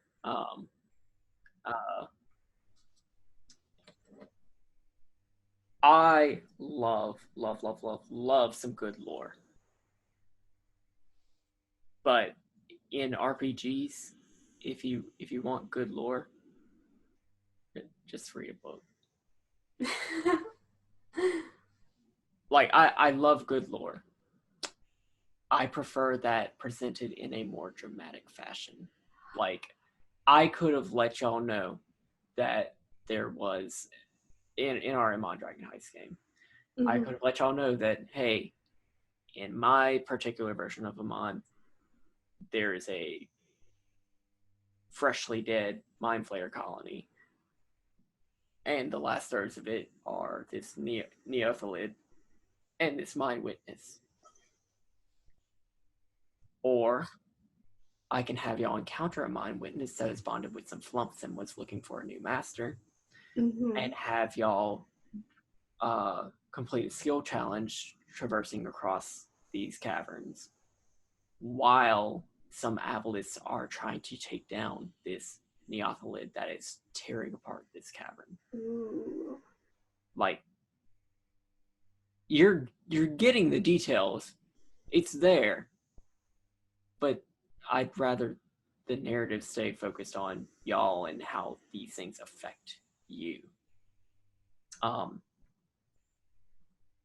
And like, once again, I love lore.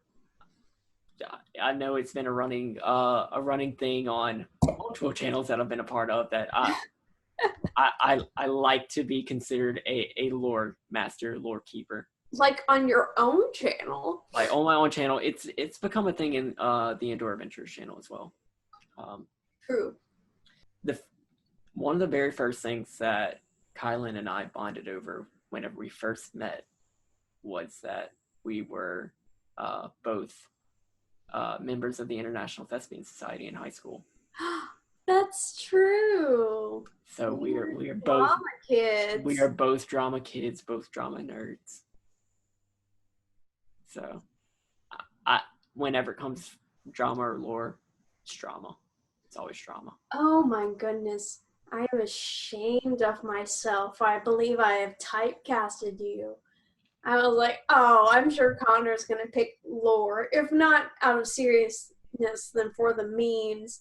No, drama, which, once again, I'm inclined to agree with you. Same hat. Same hat. Same theater mask. Truly, because I am fantastic at retaining information in RPGs, which, in case you couldn't tell, that is sarcasm and a lie. I'm that person where you describe the room to me and I have no idea what's going on. But that's because I'm not very good at information that is only presented orally. Just because just pure auditory information doesn't cut it for me. So I need like visual and auditory is the best way I retain something. So most of the time, lore in tabletop RPGs, unless I'm able to read it and see it, I don't really retain. And honestly, it's not even like the biggest driving part of the game for me. I fucking love drama. Like Connor said, I am a theater kid by heart. I love tugging on those emotional heartstrings. And ever since I've gotten into the world of TTRPGs, I love transferring that to both the people who play with me and, since I'm in the streaming world, the people who watch me play.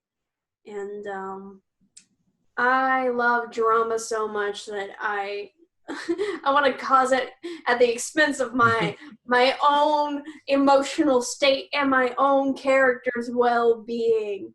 I fucking love throwing myself under the bus if that means there's any sort of entertainment value to be had. No, I love it. Any sort of inter-party relationships, conflict, backstory, anything, I love it. That for me is the meat and potatoes of why we do what we do. You know, it's not just rules as written, hack and slash, what have you, dungeon crawling. It's the human, or I guess not so human, relationships and, you know, emotions and storytelling. I'm very much in that camp. Um, so much so to the detriment of myself and the characters I create. Like in Monster of the Week, I'm always joking, just like kill Lemmy, destroy him. To which everyone's like, no, protect Lemmy, he's the best boy. Great question, though. Yeah. Great question. Of course, Yeah. my real answer is both, but drama. Yeah. Drama to frame the lore. My real answer is I'm very biased towards drama, though. I kind of want to go with this one next. So, this is from, excuse me. I swear I'm over my cold. I'm no longer sick. I just have residual cough. Careful. I don't want to catch a computer virus. catch my illness. This is from Emily on Twitter, who used to go by @BarbarianYasha, but now goes by @WitchingBolt. Okay. So friend of the channel, @WitchingBolt. I actually met her at Gen Con. She's such a lovely, nice person. So sweet. Very sweet. My goodness, just one of the sweetest people. But she had a question that I found to be just so interesting. Are there areas of D&D or tabletop RPGs in general you struggle with? For example, roleplay, combat, etc. So I mentioned a little bit earlier that I have trouble staying engaged with a character long term. Now, long term being like 6 months to a year. Yeah. Thankfully, I've been fortunate enough to have been in campaigns that have lasted that long. That's true. But yeah, staying engaged with characters for that long has been a struggle, which I'm working toward by like coming up with lore and coming up with the other like points of conflict that can be brought up that I get excited to have brought up. I'm trying to come up with a way to phrase this so I don't sound like an asshole, but it's kind of that I become an asshole that's the issue. Mm-hmm. Whenever I play like highly tactical characters, yeah, I get so involved in like making optimal moves and like making sure that everything works out the way that I expected to. That it kind of becomes frustrating whenever something goes wrong. Okay. And so specifically I'm thinking of the game where you were playing Dagny and I was playing Ayala. And at one point I got like wind-walled into a final boss. Okay. To be fair, you jumped into the airstream. I did. Because I thought that this would be pretty tactical. But I ended up being knocked out because of some rule. I don't know. Yeah, you got like knocked into like a moonlight or something. Yeah, something like that. But like I gotten so upset because like it I was getting into like the geometry. It was just like, no, I wouldn't have done this if this thing was in this space, and I got heated, and it just makes me not want to play tactical characters at all. I like making dumb decisions. So like letting go and like not being optimal. Yeah, it's hard for me to play, or it's hard for me to play optimal characters because I get so invested in it. Yeah, no. Whenever I was first playing D&D, I because I almost have like a perfectionist streak within me. I only wanted to make the most optimal moves and choices at all times, to the point that there was like a one shot that we played in where I didn't make optimal choices and ended up where we got kind of a bad ending, which was very much narratively interesting. You remember the one with like the cultists and the pit fiend? And, Oh, yeah, with sibling tour. And yeah, and I ended up betraying one of the party members, and which was like, and then we ended up like running away together almost in a like a romantic way. Like, it was so interesting narratively, but afterwards, like, I beat myself up way more than necessary because I was like, oh my god, we didn't get the good ending, it's all my fault.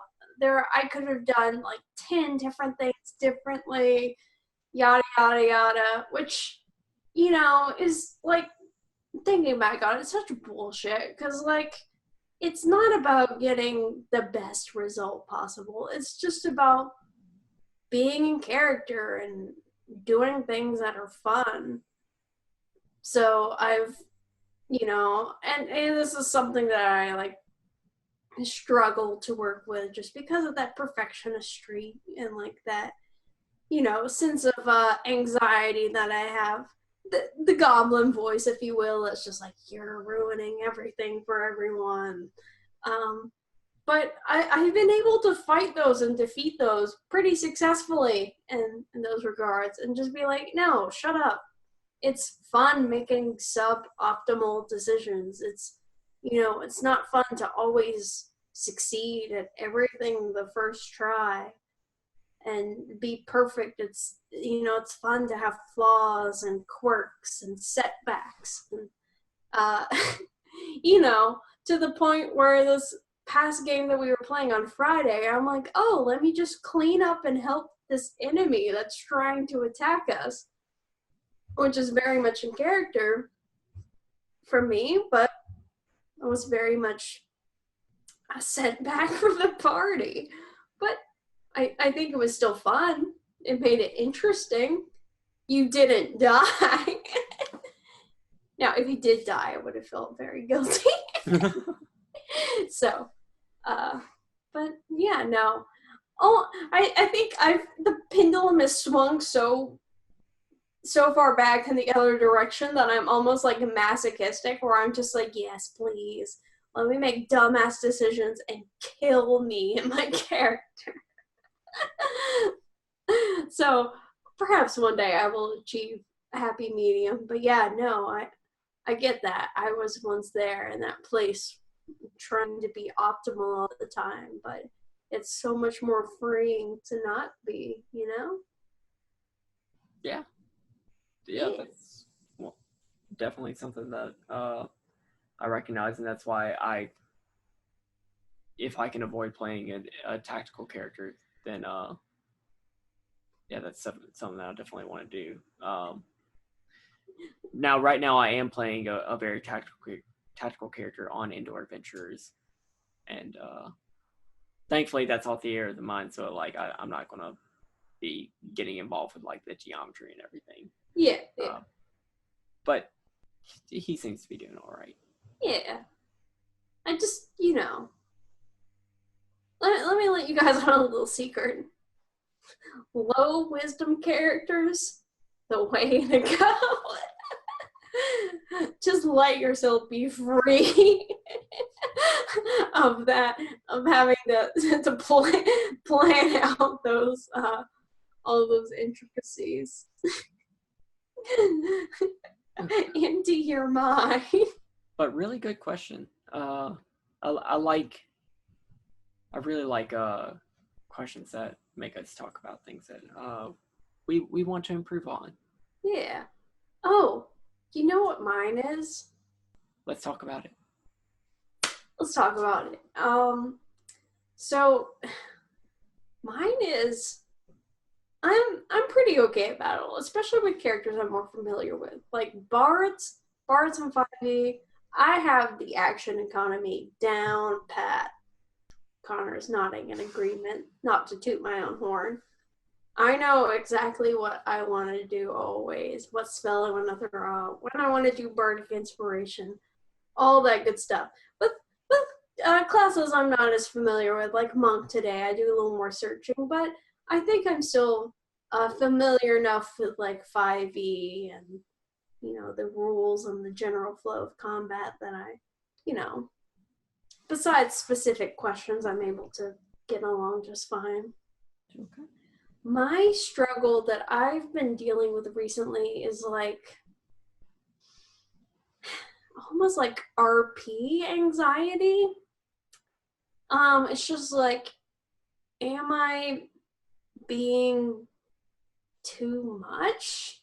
Like, is my character being too annoying? Am I talking too much? Am I talking too little? Just trying to find a balance with the other players, the scene, and just like myself. Mostly myself. Because I am a self-saboteur. I am my own worst enemy. So regardless of whether I choose to pull back or push forward, my brain is always telling me, no, no, that wasn't the right decision. You took away time from someone else, or oh no, you should have jumped in at that moment.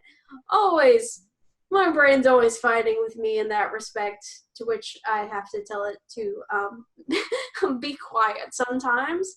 But an effective tool of that is just hearing the feedback of others. So, whenever I hear people that I play with, especially with those that I don't play with, often like new people I play with, whenever they're like, oh, it was so much fun getting to play with you, and I really liked when you did this. That's a little more like external evidence that I can hold up to my brain and be like, ha, see, you're wrong. So, my goodness, I feel like these last few episodes have been a little heavy in issues in terms of mental health, but I mean, good. Let's talk about it. Now, I struggle with the same, a very similar thing. I noticed that specifically like during the last little things on Prairie Stars, there were a couple of like jokes that my character had made that just like didn't get any response, or maybe were like a little untimely. So like I definitely got that like role play like should I not have done that? That's stupid. In a very similar way to your low wisdom character, I make low charisma characters. So that's true. Now that I think about it. So I can hide those failed jokes behind it's like, oh, it's my character, or having that low charisma helps me be a little bit more brave in my role play. Interesting. Because with those characters, I typically do that as either they're shy and unconfident and are trying their best, or they're an asshole. Or they're an asshole trying their best. Fair. Either way, they're trying their best. Yes. But yeah, I definitely do understand the like, am I being too much or too little? In fact, in my very first episode on Indoor Adventures, LB had told me, it's like their friend was just like, is Blake okay? Like he doesn't seem like he really wants to like talk, and it's like no, it's a character. It's in character, but it's also me. Well, in a very similar way to like Merceray's thing for Keyleth, like this was like a new campaign. I didn't like I didn't know how I was going to feel about like the DMing or the DM style and everything. I love it now, Yeah. and I love all the people that I'm playing with now. That's Yeah. we see that both in me being braver in my role play during that series, and Blake becoming more open to the rest of his party. Um, in a very similar way to Mersha, bringing Keyleth into a leader role through Critical Role 1. Yeah. But yeah, no, you feel like you're taking on more of a leader role like Keyleth did. Yeah, yep. Blake is Keyleth. Blake is the Blood Hunter Keyleth. Yes. So so you go from making awkward speeches about bacon to actually, being an inspiring, charismatic person. No, I feel that. My first episode um in Pro Restarters Dragon Knights, which was only like the second time I had ever, like RP'd, and like the first time I was doing it in like a long term sense, and Mm-hmm. not just like a shit post character. I was so nervous. I don't know if that translated into how I acted, but I was just like, oh god, how do I want to go about this? Especially since I made such a asshole of a character. It was just so funny. I always have like these great ideas of these boisterous characters, and then when I go to RP them, especially in a public setting, I'm like, oh god, what is too much? But I think as I'm going along, it's just like, okay, you know, you know, like when enough is enough. Like you know what people are comfortable with. You know kind of the beats of storytelling now. You know when to pull back. You know when to contribute. And maybe every now and then you'll accidentally talk over someone. It happens. It's okay. It's not that big a deal. It'll be fine. The story will be told. Mm-hmm. And the campaigns I'm a part of now, it's very great that we have such tools and chatting to where we have things in place where people can be like, hey, I want to have the time to be able to talk to this person about this, and being able to allow time for those scenes to play out. So, it's another one of those things where it's like, brain, hush. I'm confident and I'm capable. When I mess up, it's not that big a deal. So, yeah. Yeah. Thanks, Emily, for the very interesting question. Very introspective question. Ah, yes, I love that shit. So now these next few questions, I'm gonna go get a couple questions from You're My and Our Beloved From the Arsqueef. channel Arsqueef. Pew pew. Fart noises. um, I'm gonna go. I think I'm choosing to go with this one first. So this one says, "What adventure would WotC have to release for you to want to buy it and run it immediately?" And I know my answer, but I'm gonna let you answer first if you have something. I had already done that with Waterdeep Dragon Heist. Really? I literally started running that the week after it came out. But like, was it something that you read the description? You were like, "Oh hell yeah, I want this. I want to run this immediately." Yes. Really? I'm like, this sounds really cool, and I really want to do this. Okay. Now, Like, what about it made you feel that way? so it was an urban adventure Okay. that had a lot of interesting factions and characters. It seemed to be a lot more social based, and not a lot of dungeons. Yeah, we don't really do those that often. Those urban adventures. No, which like it makes sense because like you're an adventurer. If you're a player character in Dungeons and Dragons, you're sort of expected to want to adventure, like Yeah. blaze a trail, find cool stuff, delve into dungeons and recover artifacts Indiana Jones style. But Naturally. oh my gosh, I hate running dungeons so much. I Okay. But there are ways to do those kinds of adventures without running dungeons. You could just do random encounters, but you know, I how just many random encounters do you feel comfortable doing? I just think it gets boring. Yeah. Like I want social interactions. I want drama. I want everything that thankfully I did get out of Waterdeep Dragon Heist. Uh, Oh, we're having such a fun time with it. We never want it to end. uh, so Wizards of the Coast already has two adventures that I wanted to buy and run immediately, and it was Waterdeep Dragon Heist, and the other one was Curse of Strahd. Oh, I fucking knew it was Curse of Strahd. How did you enjoy Curse of Strahd? Oh, Curse of Strahd was wonderful. Like it was the first campaign that I like ran from the book, uh, Yes. and I think the sandbox world where like you have all these things that are advised for a particular level, but like um, the characters are free to go around Barovia as they wish.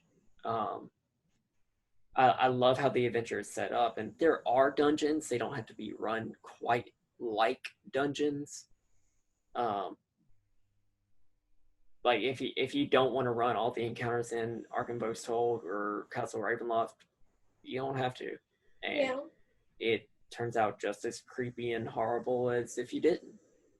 Mm-hmm. It's got a lot of very interesting characters and uh, lots of spooky shit and lots of interesting lore and uh, story threads that help you figure out what's going on. Oh yeah. You know, it almost feels like that Curse of Strahd gets overhyped in the D&D community, but like once you play through it, it's a It's good. really good. It's written really well. Um, now, I, I I will answer the question eventually.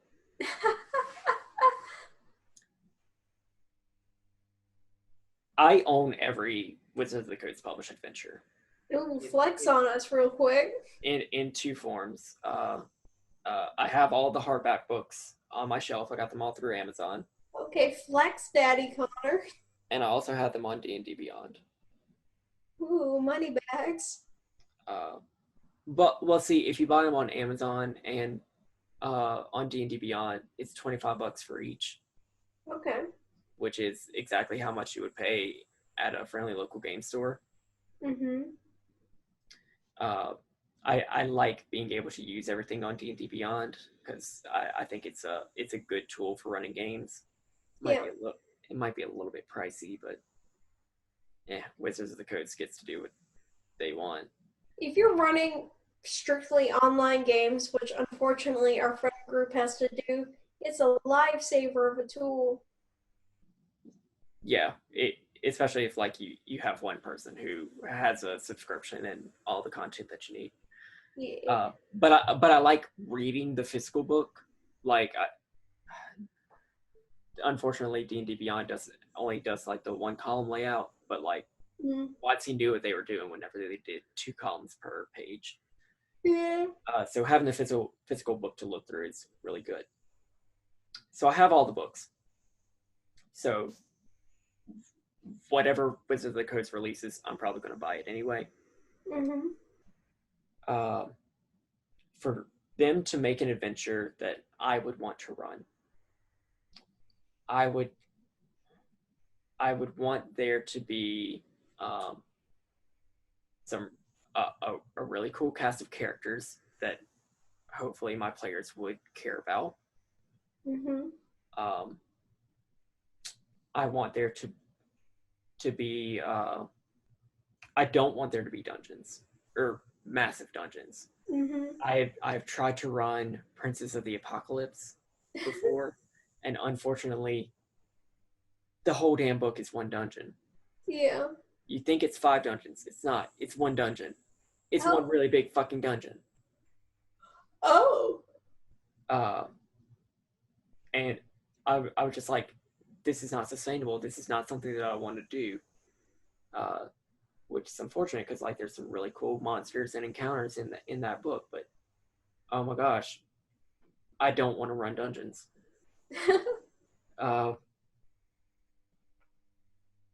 It needs to be structured in a way where I'm not like grasping at straws. What's it? Storm King's Thunder is an adventure that I would really like to run, but one of the chapters, chapter 3, is very much loosey goosey. Like you need the characters to do this, this, and this. Here's the entire fucking North Faerun that they would be going through. Here's what happens. Here's what could happen at all these places. How do you guide your players to go do this and that? I don't know. That's up to them. So it's a little too much freedom. Yeah. Not that it's too much freedom for like the players and everything, but like if you're a dungeon master, I would want the tools there to be able to guide my players in the direction that fits the narrative. Like I understand that like some people were like, oh well, that's too railroady, but like if you're running an adventure from a module, I mean, a little bit of railroad is expected. Yeah, you kind of need to want to go along with the adventure. Yeah. As the person who's making a like closet Tiamat cultist in War of the Dragon Queen. So what I'm hearing is that Waterdeep Dragon Heist and Curse of Strahd have the right amount of freedom and direction for you to want to pick those up and run them. Yeah. I get that. Yeah, both of those adventures start with a very clear thesis. Either you need to kill Strahd, or you need to find you need to fuck Strahd. You need to heist the dragon. Yes. They set you in a really cool environment that doesn't require a lot of dungeon delving, and there are really cool characters throughout the rest of it. Mm-hmm. I would want something with that, but in a different setting. Yeah. What kind of setting? I don't think Wizards of the Coast would release anything but like Sword Coast. But like if they did anything for like Eberron, that'd be cool. I think they were releasing an Eberron book. They released Wayfinder's Guide to Eberron, but not an Eberron adventure. No.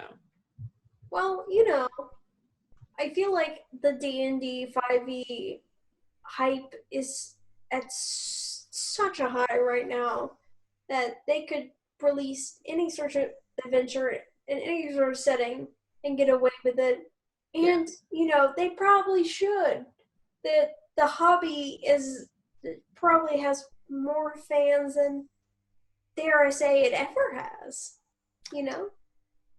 You know what it would be a really good setting that I really want? And I would really love to run an adventure in. Uh-huh. Planescape. Oh, tell me about Planescape. So it's pretty much all the city of Sigil. Mm-hmm. The city of doors, it's like the center of the multiverse. Where all the outer planes sort of like meet. Yeah. I really want Holly Conrad to work on that setting book. Yeah, like Holly Conrad does a lot of really cool stuff with Sigil in her Trapped in the Birdcage series. Guide to Sigil. Sigil. Here we go. Free idea, Watsy and Holly Conrad. Holly Conrad, you're so busy, but I think it would be so fun for you to do. Uh, yeah, that was a lot of ideas. I don't know if it was like an actual adventure that Wizards of the Coast would have to release, but yeah, No, I think cool. that made sense. Oh, and anything Green Roland, it's not WotC, but anything Green Roland does with Exandria, if they release it, Exandria Adventures, Oh yeah, that'd be cool to run. gobble that shit up. Oh. But what about you? What would Hmm. you like to run if you had to run from a module? I've had a few ideas floating around. Most most of them is like uh the one that is module based. I would homebrew it a tiny bit. So I agree with you in the sense that perhaps one day, um, given a little time, just because it's semi fresh for our friend group, I would love to run Curse of Strahd, but with one caveat. Shot as a woman. Strahd is a woman. Strahd is a hot fucking woman. As a chaotic bisexual.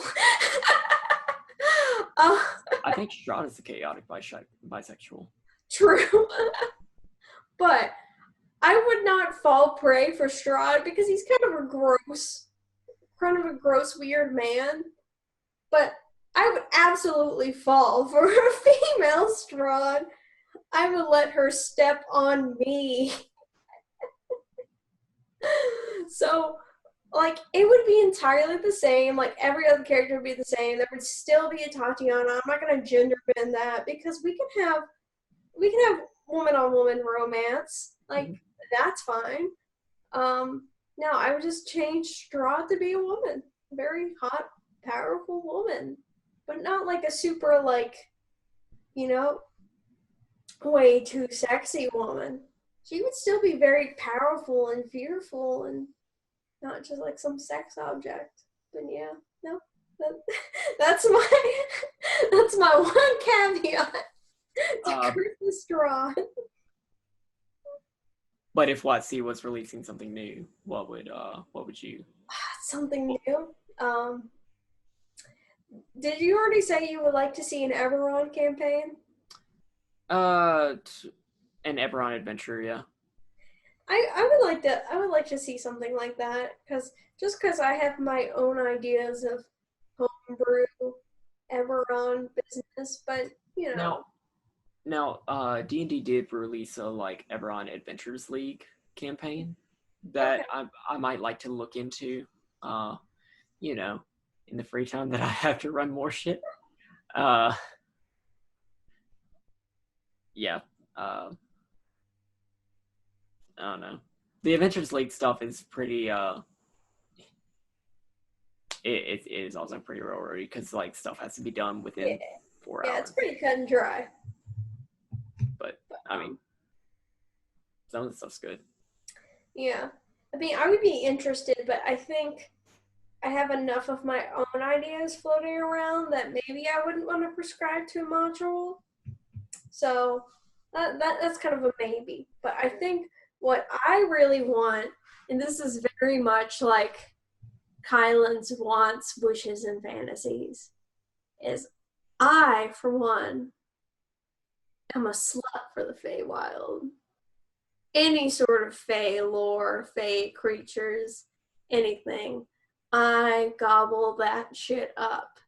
Therefore, if there was a published WotC adventure set in like the Feywild, Or some just sort like of visited the Feywild. yeah, like going to the Feywild, dealing with some sort of maybe like Fey politics and adventuring through that weird, wonderful space.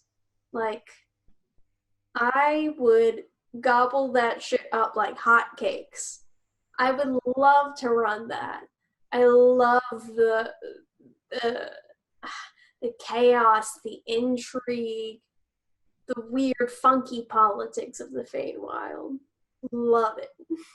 Yeah, there's not a lot of official references on any of the Feywild. And in fact, before Jordan with the silent PH in the middle, released his Archfey video last week Oh, of the time of recording. I didn't know that there was like a Frost King Archfey ooh. that actually seems really fucking cool.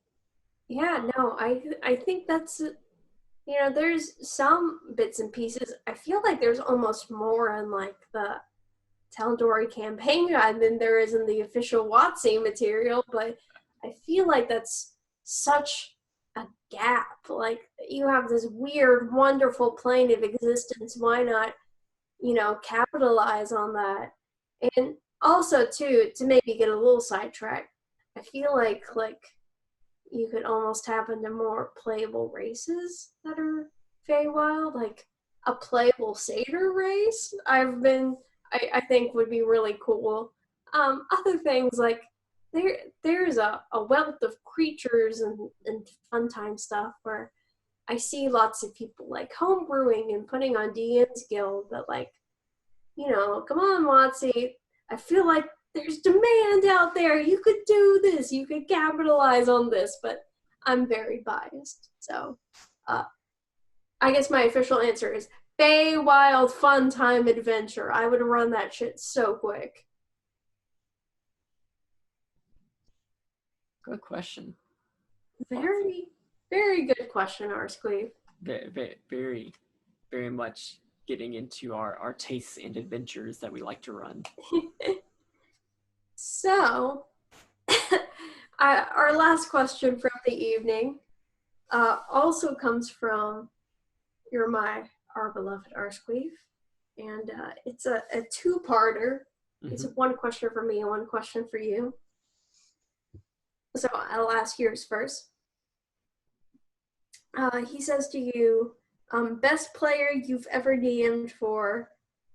And as a caveat to both of us, I'll get to my question in a second. He says, your answers to these questions determine whether or not we stay friends or not. Well, first off, let me just say that, I mean, it's Kylen. Me? with an honorable mention because like I just randomly like reached out to Arsqueef, just being like, hey, Kylen and TSB and possibly one other person who is Ginger Benji. We're gonna play. I was thinking of running Waterdeep Dragon Heist, but like in Amon. Mm-hmm. Is that? Do you think you would like want to play in that? And he said yeah, and we first time I ran for him, first time like he was at our table, and like there wasn't nearly as much of an adjustment period as a lot of groups were. It was just really cool to see like Oh yeah, someone vibes so well with the group at first sight, and because that like was awesome. we had been like friends for like all the rest of us except for him have been friends for years, had like history together. Um, and the fact that he was able to like mesh in with that so quick and like not be nervous from the get go and hop right into the RP was like awesome. And then make such bold character choices during the game, like I'm gonna fuck a Rakshasa. I'm gonna fuck a Rakshasa. My God, champion move. But unfortunately, or fortunately, Kylen. Oh, okay. Brag on me for a second. How come? I mean, we've been talking about it all throughout this episode. Like you're always making character choices that are very true for you. Uh, your character concepts are very original and always very fun, very very interesting. You're exploring a lot with all of them, and you seem to be absolutely in love with all of them, and it's just so fun to see. And like I may be behind the scenes, like trying to figure out like what's the lore and everything, what needs to happen to make sense in my head. But like you do seem to engage with it whenever it's presented. Like you do want to know the mysteries, even if you say that you're not trying to be a lore master. Okay, yeah, that's true. Oh, bitch. Oh, thank you. It's so kind. Now it's your turn. Okay. But So my question was, the best player you've ever played with, which is so incredibly hard because I've had the opportunity to play with so many talented players, especially since I've been introduced to the wide internet world of RP people. So like, I cannot name just one. I have to shout out so many of the people that I play with. First of all, just because it's very topical and fresh on the mind, the people that I played with tonight on Greyhawks on the Greyhawk channel, awesome, amazing role players. Like, my God, like that's real human emotion, real human interactions. Very much, very much so. Like, amazing, always on top of it. So big shout outs and props to them. Also big shout out and props to a lot of people on Off the Table, like Summer, Dingo, Katie, Narcissus, uh, those folks. So very much on top of it too. But of course, I think I would contribute that to the awesome, great chemistry that they have together. You know, they know how to push and pull each other in such amazing ways, and just excellent storytellers, always with the story. They say they're about the smooches, but beyond the smooches, they know how to tell such a riveting story, and it's awesome to be included with them. And yeah, no, I also have to give big shout outs to my favorite home group, my ride or dies, my one dragon heist people, and my heroes of my heroes of Adora people. Oh man, I love that group. I think we have such great energy. We play off each other so well. We know when to poke and prod and tease and when to really dig into each other drama wise and play off of each other. And it's it's very cool to see the choices that everyone makes. You know, we're mostly, all of us are like not to be a call out post, but all of us are more experienced with the game. But then you have Ginger Benji, who is not as experienced with the game, but still very much like a dramatic, like thespian storytelling person in heart, who makes such interesting choices. And you know, same to everyone else, but yeah, no, it's just the energy and the vibes. Like I always leave those games with just huge smile on my face, and just always, just chatting about them on TS, being just like, oh, man, you remember this, and wasn't it cool when we did this, and like,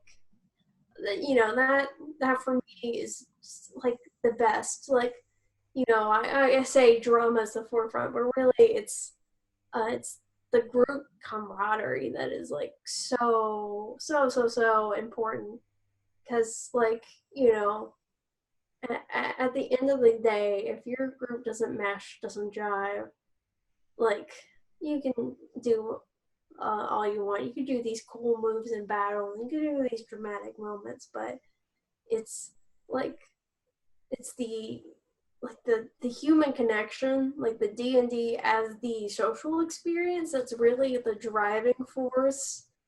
And if that's not present, it's missing the heart aspect to it that really just makes D&D the game you want to come back to again and again and again. So that's my spiel. That's my I guess the short answer to that is it's very hard for me to pick because I had the pleasure of playing with such amazing people, and I have to shout them all out. Yeah. I've DM'd for quite a few really good folks. So many. And I literally got into the hobby with one game, and then immediately started DMing. So I've been doing it for a minute. A minute as in like 3 years. A hot minute. 4 years. Which is not long at all, but like, I just want to. But I DM for a lot of really great people, which just I was able to look at this earlier, and yeah, I mean, Kylen already knows that I want her in every game that I run, so. That's true. But we love you, AQ. Yeah. So, don't defriend us. Our answer was fairly complimentary.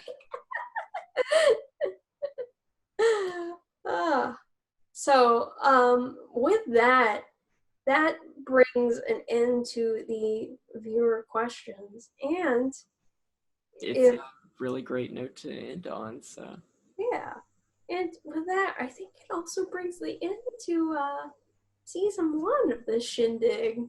Yeah, join us back for season 2, which is the same exact season, or same exact fucking format, same exact fucking show. But yeah, hopefully you enjoyed this first little season of content. Very inconsistent of how we scheduled the season, but and perhaps the next time you'll see us will be new and improved. Got some shiny new upgrades in some places. We got some eyebrow wiggles going on, and maybe we'll retrograde in others. Yeah, maybe we'll have some new exciting topics, maybe some new and exciting guests. We have some ideas cooking up that we'll plan out more. But again, thank you so much to everyone who tunes in and listens to this stupid brainchild of ours. I mean, we always say that even if no one listened to this fucking show, we would continue on anyway because we love the idea of it and we love spending the time together talking to each other while heavily intoxicated. Yeah. But it's really, it's nothing. It's a real driving force to have people listen and enjoy and be entertained by it. It really, puts a smile to our faces, and we love that people love it. So thank you so much, guys, for sticking with us and our shenanigans and tuning in every other week to hear our ramblings. We love and appreciate you. And with that, check out the doobly-doo for all the stuff that we are currently involved in. I'm pointing at the doobly-doo, but you can't see it. And we will be back real soon with a new season. Popping big bottles for the new season, baby. Popping big bottles of butter wine. Alrighty, well, good night to you all. Yeah, we love you very much. Bye-bye. Toodaloo. Hang on 1 second. I'm all alone. Come on, Max. There's Get in no here. one here beside me. Okay, I Except just for had to let my you. cat in. He was meowing so pitifully. Him scram.